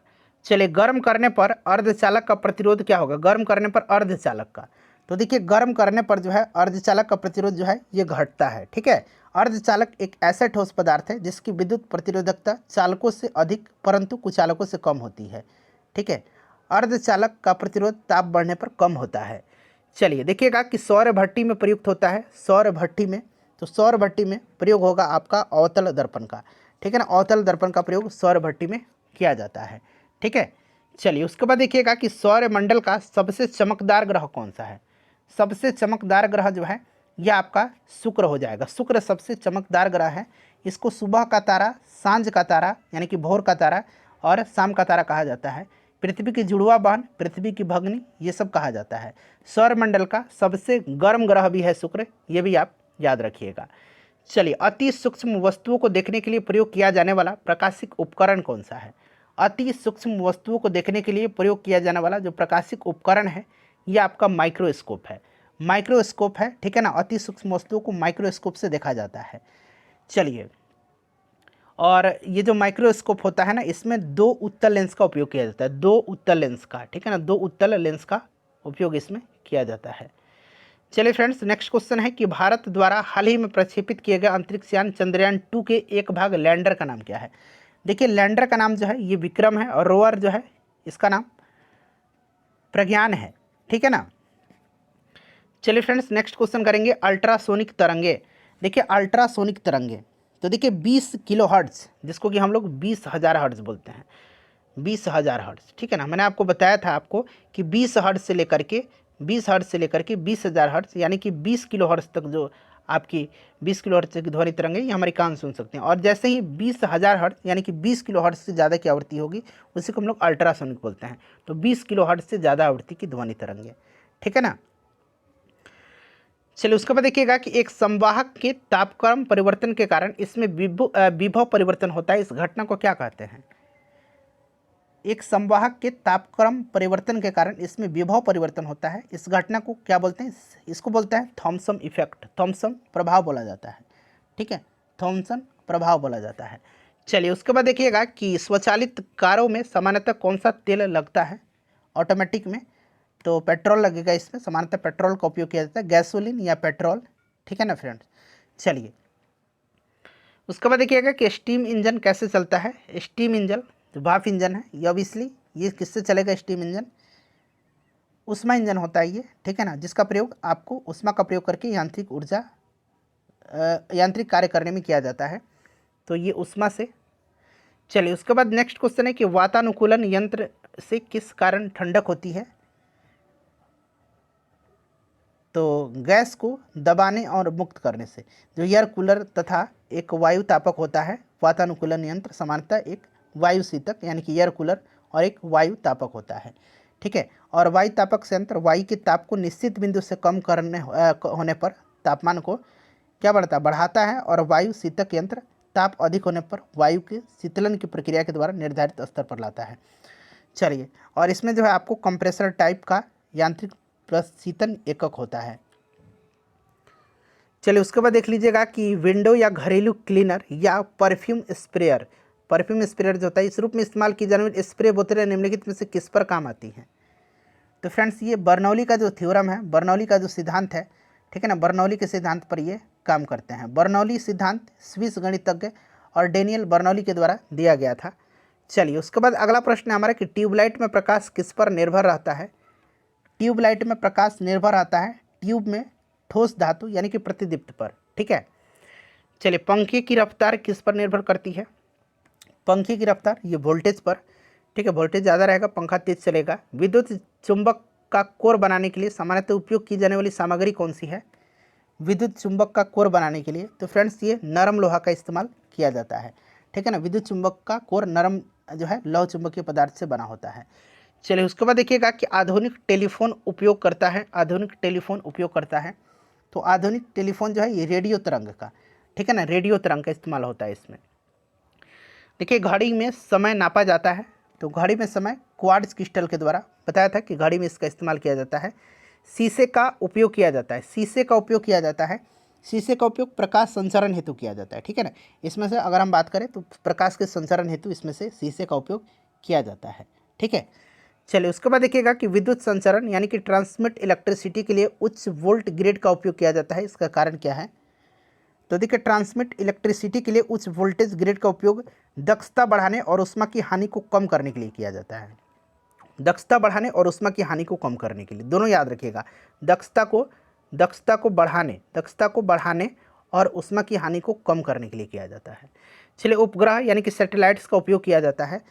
सैटेलाइट्स का उपयोग किया जाता है किसके लिए?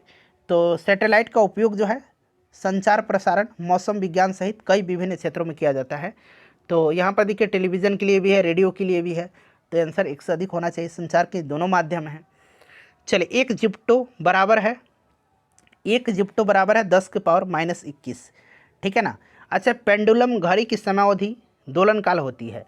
पेंडुलम घड़ी की समयावधि दोलनकाल होती है, तो फ्रेंड्स ये 2 सेकंड होती है। इसको डायरेक्टली आप याद रखिएगा, पेंडुलम घड़ी की समयावधि 2 सेकंड होती है, ठीक है। पेंडुलम एक निश्चित बिंदु से लटके हुए पिंड को कहते हैं। गुरुत्वाकर्षण के प्रभाव में यह आगे और पीछे दोलन करता है। चलिए, उसके बाद देखिएगा कि बैरोमीटर की ऊंचाई में अचानक वृद्धि इंगित करता है। अचानक अगर वृद्धि होगा तो ये इंगित करता है अत्यंत शुष्क मौसम का, ठीक है ना, अत्यंत शुष्क मौसम का। जबकि बैरोमीटर के पाठ्यक्रम में अचानक आई गिरावट जो है ये आंधी तूफान के संकेत करते हैं। और बैरोमीटर के तापमान में धीरे धीरे गिरावट वर्षा होने की संभावना को व्यक्त करती हैं। देखिए, अगला प्रश्न कि बहुत ठंड के मौसम में पानी का डैश दिया गया जलीय जीवन को संरक्षित रखने में मदद करता है। तो फ्रेंड्स, ये पानी का जो विस्तार है ना, पानी का जो विस्तार है वो जलीय जीव जो है, जलीय जीवों के जीवन को संरक्षित रखने में मदद करता है। निम्नलिखित में से कौन सी इसमें से ग्रीन हाउस गैस है? थोड़ा सा मैं आपको जल्दी कवर करा रहा हूँ फ्रेंड्स, बहुत ज़्यादा क्वेश्चन है, ठीक है ना, सेशन ज़्यादा लंबा हो जाएगा, तो आप लोग थोड़ा सा सहयोग करिए, जल्दी जल्दी हम लोग कवर करें। तो इसमें से देखिए, ग्रीन हाउस गैस की बात करते हैं, तो ग्रीन हाउस गैस में आपका कार्बन डाइऑक्साइड आएगा, मीथेन आएगा, नाइट्रस ऑक्साइड आएगा, जलवाष्प आएगा, उसके बाद क्लोरोफ्लोरोकार्बन आएगा, ठीक है ना, ये सब आते हैं। ओजोन भी आता है, तो एक से अधिक यहाँ पर राइट आंसर हो जाएगा। Carbon dioxide, ozone, CFC, methane, ये सब एक से अधिक होगा। चलिए, नाई की दुकान में 2 समतल दर्पण रखे जाते हैं। 2 समतल दर्पण जो है ये एक दूसरे के समानांतर रखे जाते हैं, एक दूसरे के समानांतर रखे जाते हैं, ठीक है ना, एक दूसरे के समानांतर रखे जाते हैं, ठीक है। चलिए, एक दूसरे के समानांतर रखे जाते हैं। चलिए, बिल्ली के सुनने की आवृत्ति विस्तार होता है, बिल्ली के, तो बिल्ली के सुनने की जो आवृत्ति विस्तार होगा ये आपका 45 से लेकर के 64 हर्ट्ज यहाँ पर हो जाएगा इसका आंसर, ठीक है। 20 हर्ट्ज से 20 किलो हर्ट्ज, ये तो हमारी कान सुन सकती हैं, ठीक है ना, ये भी हमारी कान सुन सकती हैं। 64 किलो हर्ट्ज ये बहुत ज़्यादा है, ठीक है ना, क्योंकि 20 किलो हर्ट्ज से ज़्यादा हम लोग सुन ही नहीं सकते हैं। तो यहाँ पर option number C right answer इसका होगा। चलिए, उसके बाद देखिएगा कि पृथ्वी के चुंबकीय क्षेत्र में रखे गए दंड यानी कि जो आपका चुंबक है, दंड चुंबक बार है चुंबक का, जिसका उत्तरी ध्रुव भौगोलिक उत्तर दिशा की ओर स्थित है, के चारों उदासीन बिंदुओं की संख्या होती हैं। पृथ्वी के चुंबकीय क्षेत्र में रखे गए दंड बार चुंबक जिसका उत्तरी ध्रुव भौगोलिक उत्तर दिशा की ओर स्थित होता है, उसके चारों ओर उदासीन बिंदुओं की संख्या 2 होती हैं, ठीक है, 2 होती हैं। चलिए, उसके बाद देखिएगा कि बड़े शोरूम और डिपार्टमेंटल स्टोर में इस्तेमाल किया जाने वाला जो विजिलेंस दर्पण होता है वो कौन सा दर्पण होता है? तो उत्तल दर्पण का उपयोग किया जाता है, उत्तल दर्पण का, ठीक है ना, उत्तल दर्पण का उपयोग इसमें किया जाता है। चलिए फ्रेंड्स, नेक्स्ट क्वेश्चन कर लेंगे कि एक सुचालक को दूसरे चार्ज के लिए सुचालक से पास ला करके बिना संपर्क बनाए चार्ज करने की जो प्रक्रिया है ये क्या कहलाती है? तो ये प्रक्रिया जो है ये प्रेरण कहलाती है, ये प्रेरण कहलाती है, प्रेरण। चलिए, उसके बाद देखिएगा कि ठंडक के दिनों में लोहे के गुटकों और लकड़ी के गुटकों को प्रातःकाल छुएं तो लोहा का गुटका जो है ठंडा लगता है। कारण क्या है? लोहा को छुएंगे तो बहुत ज़्यादा ठंडा जाड़ के दिन में लगता है। तो इसका कारण क्या है कि लकड़ी की तुलना में लोहा ऊष्मा का अच्छा चालक होता है। ऑप्शन नंबर यहाँ पर बी राइट आंसर इसका हो जाएगा। चलिए उसके बाद देखिएगा कि एक पंखा गर्मी के मौसम में आराम की अनुभूति पैदा करता है, क्योंकि आराम की अनुभूति गर्मी के मौसम में शरीर से निकलने वाले पसीने के पंखे के द्वारा वाष्पीकरण से हमें आराम अनुभूति होती है। ठीक है ना, तो हमारा पसीना तेजी से वाष्पित होता है, इसी कारण से हमें आराम अनुभूति होता है। देखिए कमरे में रखा गया रेफ्रिजरेटर का दरवाज़ा खोल दिया जाए तो क्या होगा। कमरे में रखा रेफ्रिजरेटर का दरवाज़ा खोल कर रखने से कमरे का तापमान बढ़ जाता है, ठीक है ना, जिससे कमरा गर्म हो जाएगा। तो यहाँ पर option number C right answer हो जाएगा। आप अंततः कमरे को थोड़ा गर्म कर सकते हैं। देखिए यदि रेफ्रिजरेटर के दरवाजे कुछ घंटे के लिए खुले छोड़ दिए जाए तो कमरे का तापमान क्या होगा, वही प्रश्न है। देखिए 39वीं में पूछा गया था, अब 67वीं में पूछा जा रहा है, बढ़ जाएगा। चलिए उसके बाद नेक्स्ट क्वेश्चन है कि निम्नलिखित, यहाँ पर देखिए हाँ, निम्नलिखित में से गलत कथन का आपको चयन करना है। बताइए इसमें से कौन सा गलत कथन है। 4 ऑप्शन आपको दिख रहे हैं, 5वां आपको पता है इसमें से दिया गया उपयुक्त में से एक से अधिक, उपयुक्त में से कोई नहीं। बताइए, तो यहाँ पर देखिएगा कि एक्रेलिक को कृत्रिम रेशम भी कहा जाता है क्योंकि यह एक कपास से तैयार होता है लेकिन रेशम की तरह चमकता है। ये कथन जो है ये गलत कथन दिया गया है, ठीक है ना, ये सही कथन नहीं है क्योंकि एक्रेलिक को कृत्रिम ऊन कहा जाता है, कृत्रिम रेशम नहीं, कृत्रिम ऊन कहा जाता है। और रेयान को सामान्यतः, रेयान जो होता है रेयान को सामान्यतः जो है रेयान को सामान्यतः जो है कृत्रिम रेशम कहा जाता है। तो इसीलिए ये वाला गलत दिया गया है। चलिए उसके बाद देखिएगा कि दो उत्तरोत्तर श्रृंग अथवा दो उत्तरोत्तर गर्त के बीच की दूरी को क्या कहते हैं। तो फ्रेंड्स इसको क्या कहा जाता है, इसको तरंगदैर्घ्य कहा जाता है, ठीक है ना, इसको हम लोग तरंगदैर्घ्य बोलते हैं। तरंगदैर्घ्य राइट आंसर हो जाएगा। ये पूरा डेफिनेशन दे दिया गया है ठीक से। देखिए जब प्रकाश एक माध्यम से दूसरे माध्यम में जाता है तो निम्न में से कौन सा नहीं बदलता। ये प्रश्न बार बार रिपीट हो रहा है, आवृत्ति नहीं चेंज होती है, ठीक है ना। देखिए पढ़ने में काम आने वाले ग्लास लेंस किस प्रकार के लेंस से बनते हैं। पढ़ने में काम आने वाले जो ग्लास लेंस है ये बने होते हैं उत्तल के, ठीक है ना, उत्तल के बने होते हैं, उत्तल लेंस के, ठीक है ना, उत्तल के, ध्यान रखिएगा। चलिए उसके बाद नेक्स्ट क्वेश्चन कर लेंगे। अगला प्रश्न हमारा कि दर्पण के सामने खड़े एक व्यक्ति को अपना प्रतिबिंब अपने से बड़ा लगता है। इसका तात्पर्य है कि दर्पण का प्रकार कैसा है, अपने से बड़ा लग रहा है, तो यानी कि वह कनकेव मिरर है, यानी कि अवतल दर्पण है। ऑप्शन नंबर यहाँ पर ये राइट आंसर हो जाएगा। चलिए उसके बाद देखिएगा कि आवर्धक कांच में किस प्रकार का लेंस का प्रयोग किया जाता है। आवर्धक कांच में, मैग्नीफाइंग ग्लास में उत्तल लेंस का प्रयोग किया जाता है, ठीक है ना। चलिए ध्वनि का वायु में वेग अनुमानतः होता है, अनुमानतः ध्वनि का वायु में तो ये 330 मीटर पर सेकंड होता है। चलिए प्रकाश की विकिरणों की प्रकृति होती है, प्रकाश की विकिरणों की प्रकृति जो होती है ये तरंग और कण दोनों के समान होती है, ठीक है ना, याद रखिएगा तरंग और कण दोनों के समान होती है, अर्थात प्रकाश विकिरणों में तरंग और कण दोनों के गुण पाए जाते हैं। नेक्स्ट क्वेश्चन है कि निम्नलिखित में से कौन सी विद्युत चुंबकीय तरंग नहीं है। विद्युत चुंबकीय तरंग नहीं है, तो देखिए इसमें से अगर हम बात करते हैं तो अल्फा किरण जो है यह विद्युत चुंबकीय तरंग नहीं है। अल्फा विद्युत चुंबकीय तरंगों के अंतर्गत, ठीक है, अल्फा किरण नहीं आएगा इसमें से। विद्युत चुंबकीय तरंगों के अंतर्गत आपका रेडियो, सूक्ष्म अवरक्त, दृश्य परावैंगनी, एक्सरे, गामा ये सब आती हैं, ठीक है। चलिए उसके बाद नेक्स्ट क्वेश्चन है कि आकाश नीला लगता है, तो ये आपको भी पता है कि प्रकाश के प्रकीर्णन के कारण होता है। तो लघु तरंग दीर्घ तरंगों की अपेक्षा वायुमंडल द्वारा अधिक प्रकीर्ण होती हैं। तो ऑप्शन नंबर यहाँ पर बी राइट आंसर हो जाएगा। ये इंपॉर्टेंट क्वेश्चन है, बीपीएससी बार बार इस प्रश्न को रिपीट करता है। नेक्स्ट क्वेश्चन हमारा कि रात के समय खुले आकाश में तारों के टिमटिमाने को किससे समझाया जा सकता है। तो तारे की जो टिमटिमाने की घटना है ये प्रकाश के अपवर्तन के कारण होता है, ठीक है ना, अपवर्तन के कारण। चलिए यहाँ पर अपवर्तन दिया भी गया ऑप्शन नंबर ए में। नेक्स्ट क्वेश्चन है कि पानी का घनत्व अधिकतम होता है। पानी का घनत्व अधिकतम और आयतन न्यूनतम, आयतन न्यूनतम और घनत्व अधिकतम ये आपका 4 डिग्री सेंटीग्रेड पर होता है, 4 डिग्री सेंटीग्रेड पर होता है। चलिए उसके बाद देखिएगा कि 50 डिग्री का मान फ़ारेनहाइट में कितना होगा। तो अभी मैंने आपको फार्मूला बताया था कि F इक्वल टू, आप याद रखिएगा 9/5 इंटू सी प्लस 32। अब यहाँ पर देखिए फ़ारेनहाइट में पूछना है तो 9/5, सी का मान 10 दिया गया है प्लस 32, तो 5 ये 50 दिया गया, 10 नहीं 50 है, तो 5 दहिया 50 यानी कि 9 दहिया 90 प्लस 32, 90 प्लस 32 कितना हो जाएगा 122 फ़ारेनहाइट। ऑप्शन नंबर यहाँ पर आप देख सकते हैं आपका बी में दिया गया है, ठीक है ना। चलिए देखिए बर्फ़ का एक टुकड़ा पानी से लबालब भरे बीकर में तैर रहा है, जब पूरी तरह बर्फ़ पिघल जाएगा तब क्या होगा। तो जल के स्तर में कोई परिवर्तन होगा क्या। नहीं, जल स्तर नहीं बदलेगा। अगर पिघल भी जाएगा बर्फ़ तो भी जल स्तर वहीं रहेगा। चलिए अगला है वर्षा की बूंद गोलाकार आकृति का कारण किसके कारण होता है? वर्षा की बूंद गोलाकार, तो ये सरफेस टेंशन के कारण होता है, पृष्ठ तनाव के कारण होता है। चलिए सबसे ज़्यादा सयानता किसकी होती है? जो तरल जितना गाढ़ा होगा उसकी सयानता उतना ही ज़्यादा होगा, और इसमें से शहद जो है सबसे ज़्यादा गाढ़ा है, इसलिए इसकी सयानता सबसे अधिक होगी। ठीक है, चलिए उसके बाद देखिए महासागर में ऊँची जल तरंगे कैसे आती हैं? महासागर में ऊंची जल तरंगे जो हैं ये कैसे आती हैं? तो फ्रेंड्स ये चंद्रमा से, ठीक है ना, चंद्रमा राइट आंसर हो जाएगा। महासागर में ऊंची जल तरंगे चंद्रमा के गुरुत्वाकर्षण बल के परिणाम है ये। ठीक है, चलिए उसके बाद देखिएगा कि जब एक पत्थर को चांद की सतह से पृथ्वी पर लाया जाता है, तो पढ़िए ऑप्शन को, सारे ऑप्शन को। जब किसी पत्थर को चांद की सतह से पृथ्वी पर लाया जाता है तो इसका द्रव्यमान स्थिर रहता है। इसका द्रव्यमान स्थिर रहता है, द्रव्यमान नहीं बदलता है, परंतु इसका भार बदल जाएगा। द्रव्यमान स्थिर रहता है लेकिन भार अधिक हो जाएगा इसका। ठीक है, कारण क्योंकि पृथ्वी पर चंद्रमा की अपेक्षा गुरुत्वीय त्वरण अधिक होता है, इसलिए option number B right answer हो जाएगा। चलिए देखिएगा कि प्रेशर कुकर में खाना जल्दी पक जाता है क्योंकि, प्रेशर कुकर में खाना जल्दी पक जाता है क्योंकि, बताइए राइट आंसर क्या होगा फ्रेंड्स?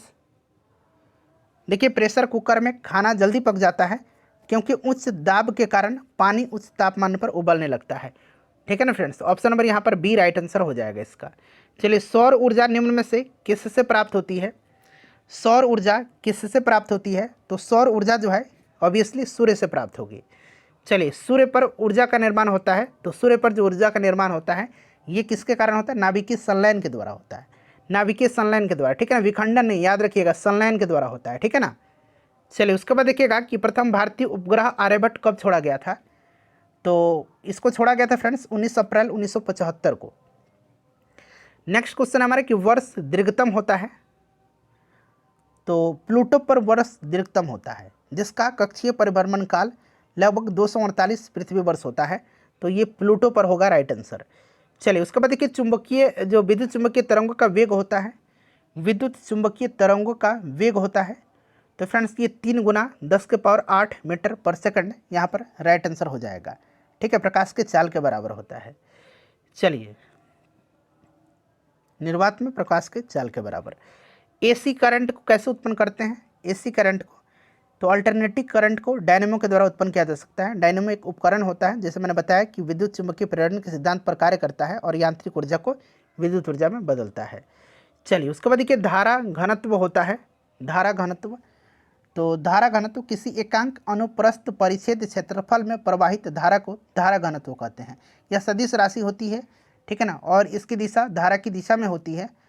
चलिए तो राइट आंसर ये क्या होगा? ऑप्शन नंबर सी हो जाएगा, एक सदिश राशि। नेक्स्ट क्वेश्चन है कि प्रकाश की गति निम्न में से किस माध्यम में न्यूनतम होगी? प्रकाश की गति, देखिए जिस वस्तु या पदार्थ का अपवर्तनांक ज़्यादा होता है उसमें प्रकाश की गति न्यूनतम होती है, ये ऑलरेडी मैंने आपको बताया था।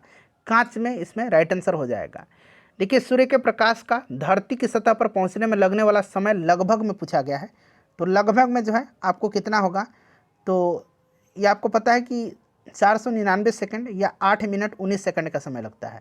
8 मिनट 19 सेकंड का, अगर निकटतम चूँकि पूछा गया है तो 8.5 हम यहाँ पर टिक लगाएंगे, अर्थात 8 मिनट 30 सेकंड है। ठीक है ना, चलिए उसके बाद देखिएगा कि सूर्य का प्रकाश पृथ्वी पर पहुंचता। अब यहाँ से उपरोक्त में से कोई नहीं भी ऑप्शन है, तो इसमें थोड़ा सा आपको संदेह हो जाएगा क्योंकि यहाँ पर एडजेक्ट बताना है, तो इसीलिए ऑप्शन ई हो जाएगा यहाँ पर। चलिए सौरमंडल का सबसे बड़ा ग्रह कौन सा है? सबसे बड़ा ग्रह जो है ये आपको भी पता है कि यह बृहस्पति है। कौन सा है? बृहस्पति राइट आंसर हो जाएगा। सबसे छोटा ग्रह बुध है। देखिए निम्न में से कौन सी धातु रोशनी के बल्बों में फिलामेंट के रूप में प्रयोग होती है? तो ये धातु टंगस्टन है।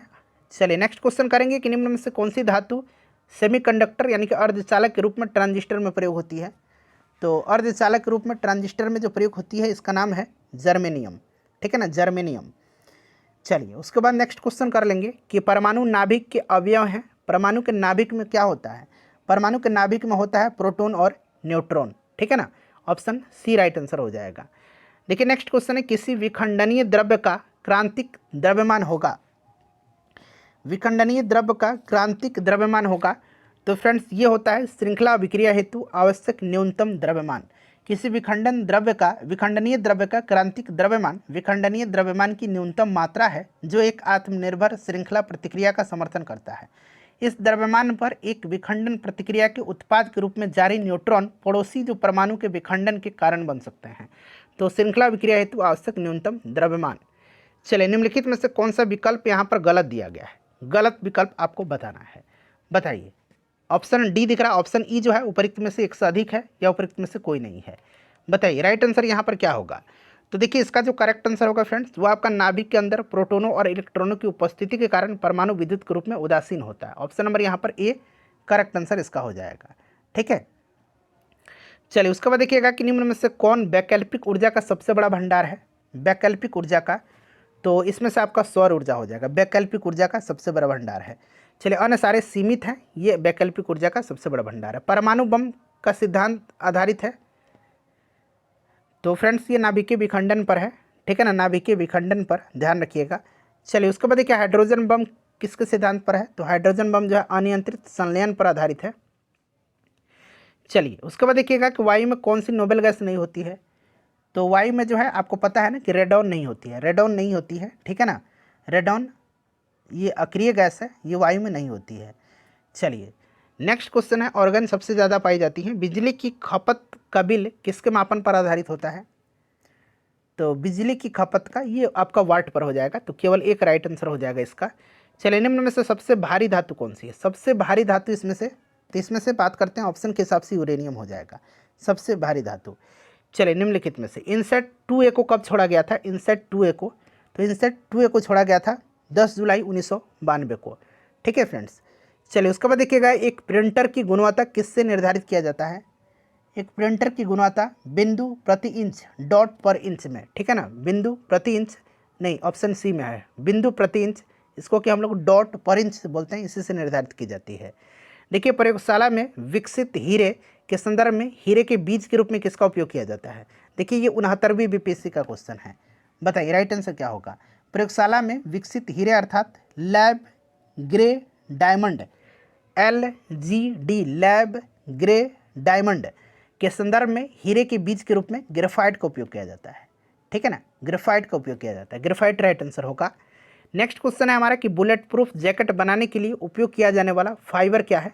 69th बीपीएससी का प्रश्न है, तो ये आपका केवलर है। ठीक है ना, केवलर है, केवलर है, ध्यान रखिएगा केवलर है। केवलर एक पॉलीअमाइड है जो एक प्रकार का बहुलक है, और यह एक गर्मी प्रतिरोधी और उच्च शक्ति वाला सिंथेटिक पॉलीमर है। चलिए उसके बाद देखिएगा कि HMX का, यहाँ मैं लिख देता हूँ, ठीक है ना, यहाँ पर मैं लिख देता हूँ, देखिए HMX का पूर्ण रूप क्या है? तो इसका पूर्ण रूप क्या है बताइए? High melting explosive. ठीक है ना, तो ऑप्शन यहाँ पर केवल एक होगा, high melting explosive, high melting explosive. ठीक है फ्रेंड्स, चलिए उसके बाद देखिएगा कि निम्नलिखित में से कौन सा कंप्यूटर का भाषाएं हैं? कंप्यूटर की भाषा इसमें से कौन सा है? तो आप देख सकते हैं इसमें से कोबरा, पाइथन, सिक्रल और जावा, ये सारे हैं। ठीक है ना, तो एक से अधिक यानी कि उपयुक्त सभी हो जाएगा। उसके बाद देखिए, हाल ही में समाचार पत्र में देखा गया है चैट जीपीटी, इसमें जीपीटी का पूर्ण रूप क्या है? जीपीटी का पूर्ण रूप क्या है? जीपीटी का पूर्ण रूप क्या है? तो जीपीटी का पूर्ण रूप होता है आपका जेनरेटिव प्री ट्रेंड ट्रांसफॉर्मर। ठीक है ना, जनरेटिव प्री ट्रेड ट्रांसफॉर्मर है। तो यहाँ पर देखिए option number A right answer इसका हो जाएगा। चलिए उसके बाद देखिए, निम्नलिखित में से कौन सा एक कंप्यूटर की भाषा नहीं है? कंप्यूटर की भाषा इसमें से देख सकते हैं फास्ट नहीं है, बाकी फोर्ट्रॉन, सी और बेसिक होता है। देखिए, निम्नलिखित में से कौन सी तकनीकें 5G मोबाइल संचार नेटवर्क द्वारा सक्षम की जाएंगी? बताइए राइट आंसर क्या हो जाएगा, कौन सी इसमें से सक्षम की जाएंगी? तो ये आपका internet of things, edge computing और नेटवर्क स्लाइसिंग, ये सभी हो जाएगा। तो 1, 2 और 3 यहाँ पर राइट आंसर इसका हो जाएगा। ठीक है फ्रेंड्स, चलिए उसके बाद देखिएगा कि सूची का मिलान करना। एक तरफ अंतरिक्ष मिशन है और उनके खोज दिया गया है। ठीक है, तो यहाँ पर आप देखिए फ्रेंड्स, राइट आंसर इसका क्या होगा? तो कैसिनी ह्यूजेंस, तो फ्रेंड्स ये आपका हो जाएगा सनी और उसके वलय की खोज किया था। जूनो की बात करते हैं, जूनो जो मिशन था, जूनो मिशन, ये आपका हो जाएगा बृहस्पति का। आर्टेमिसिस तो आपने पढ़ ही रखा है, आर्टेमिसिस जो था ये मून मिशन था। ठीक है ना, मानव अंतरिक्ष उड़ान चंद्रमा से मंगल तक। और वेरिटस जो था, वेरिटस आपका, ये आपका शुक्र मिशन था। ठीक है ना, तो राइट आंसर यहाँ पर हो जाएगा 2, 1, 4, 3, 2, 1, 4 3, ये आपका राइट आंसर हो जाएगा 2 1 4 3। ठीक है ना। तो ऑप्शन में देखिएगा 2 1 4 3 आपको ऑप्शन नंबर बी में। लाइक कर दीजिए और फ्रेंड्स इसको शेयर कर दीजिए।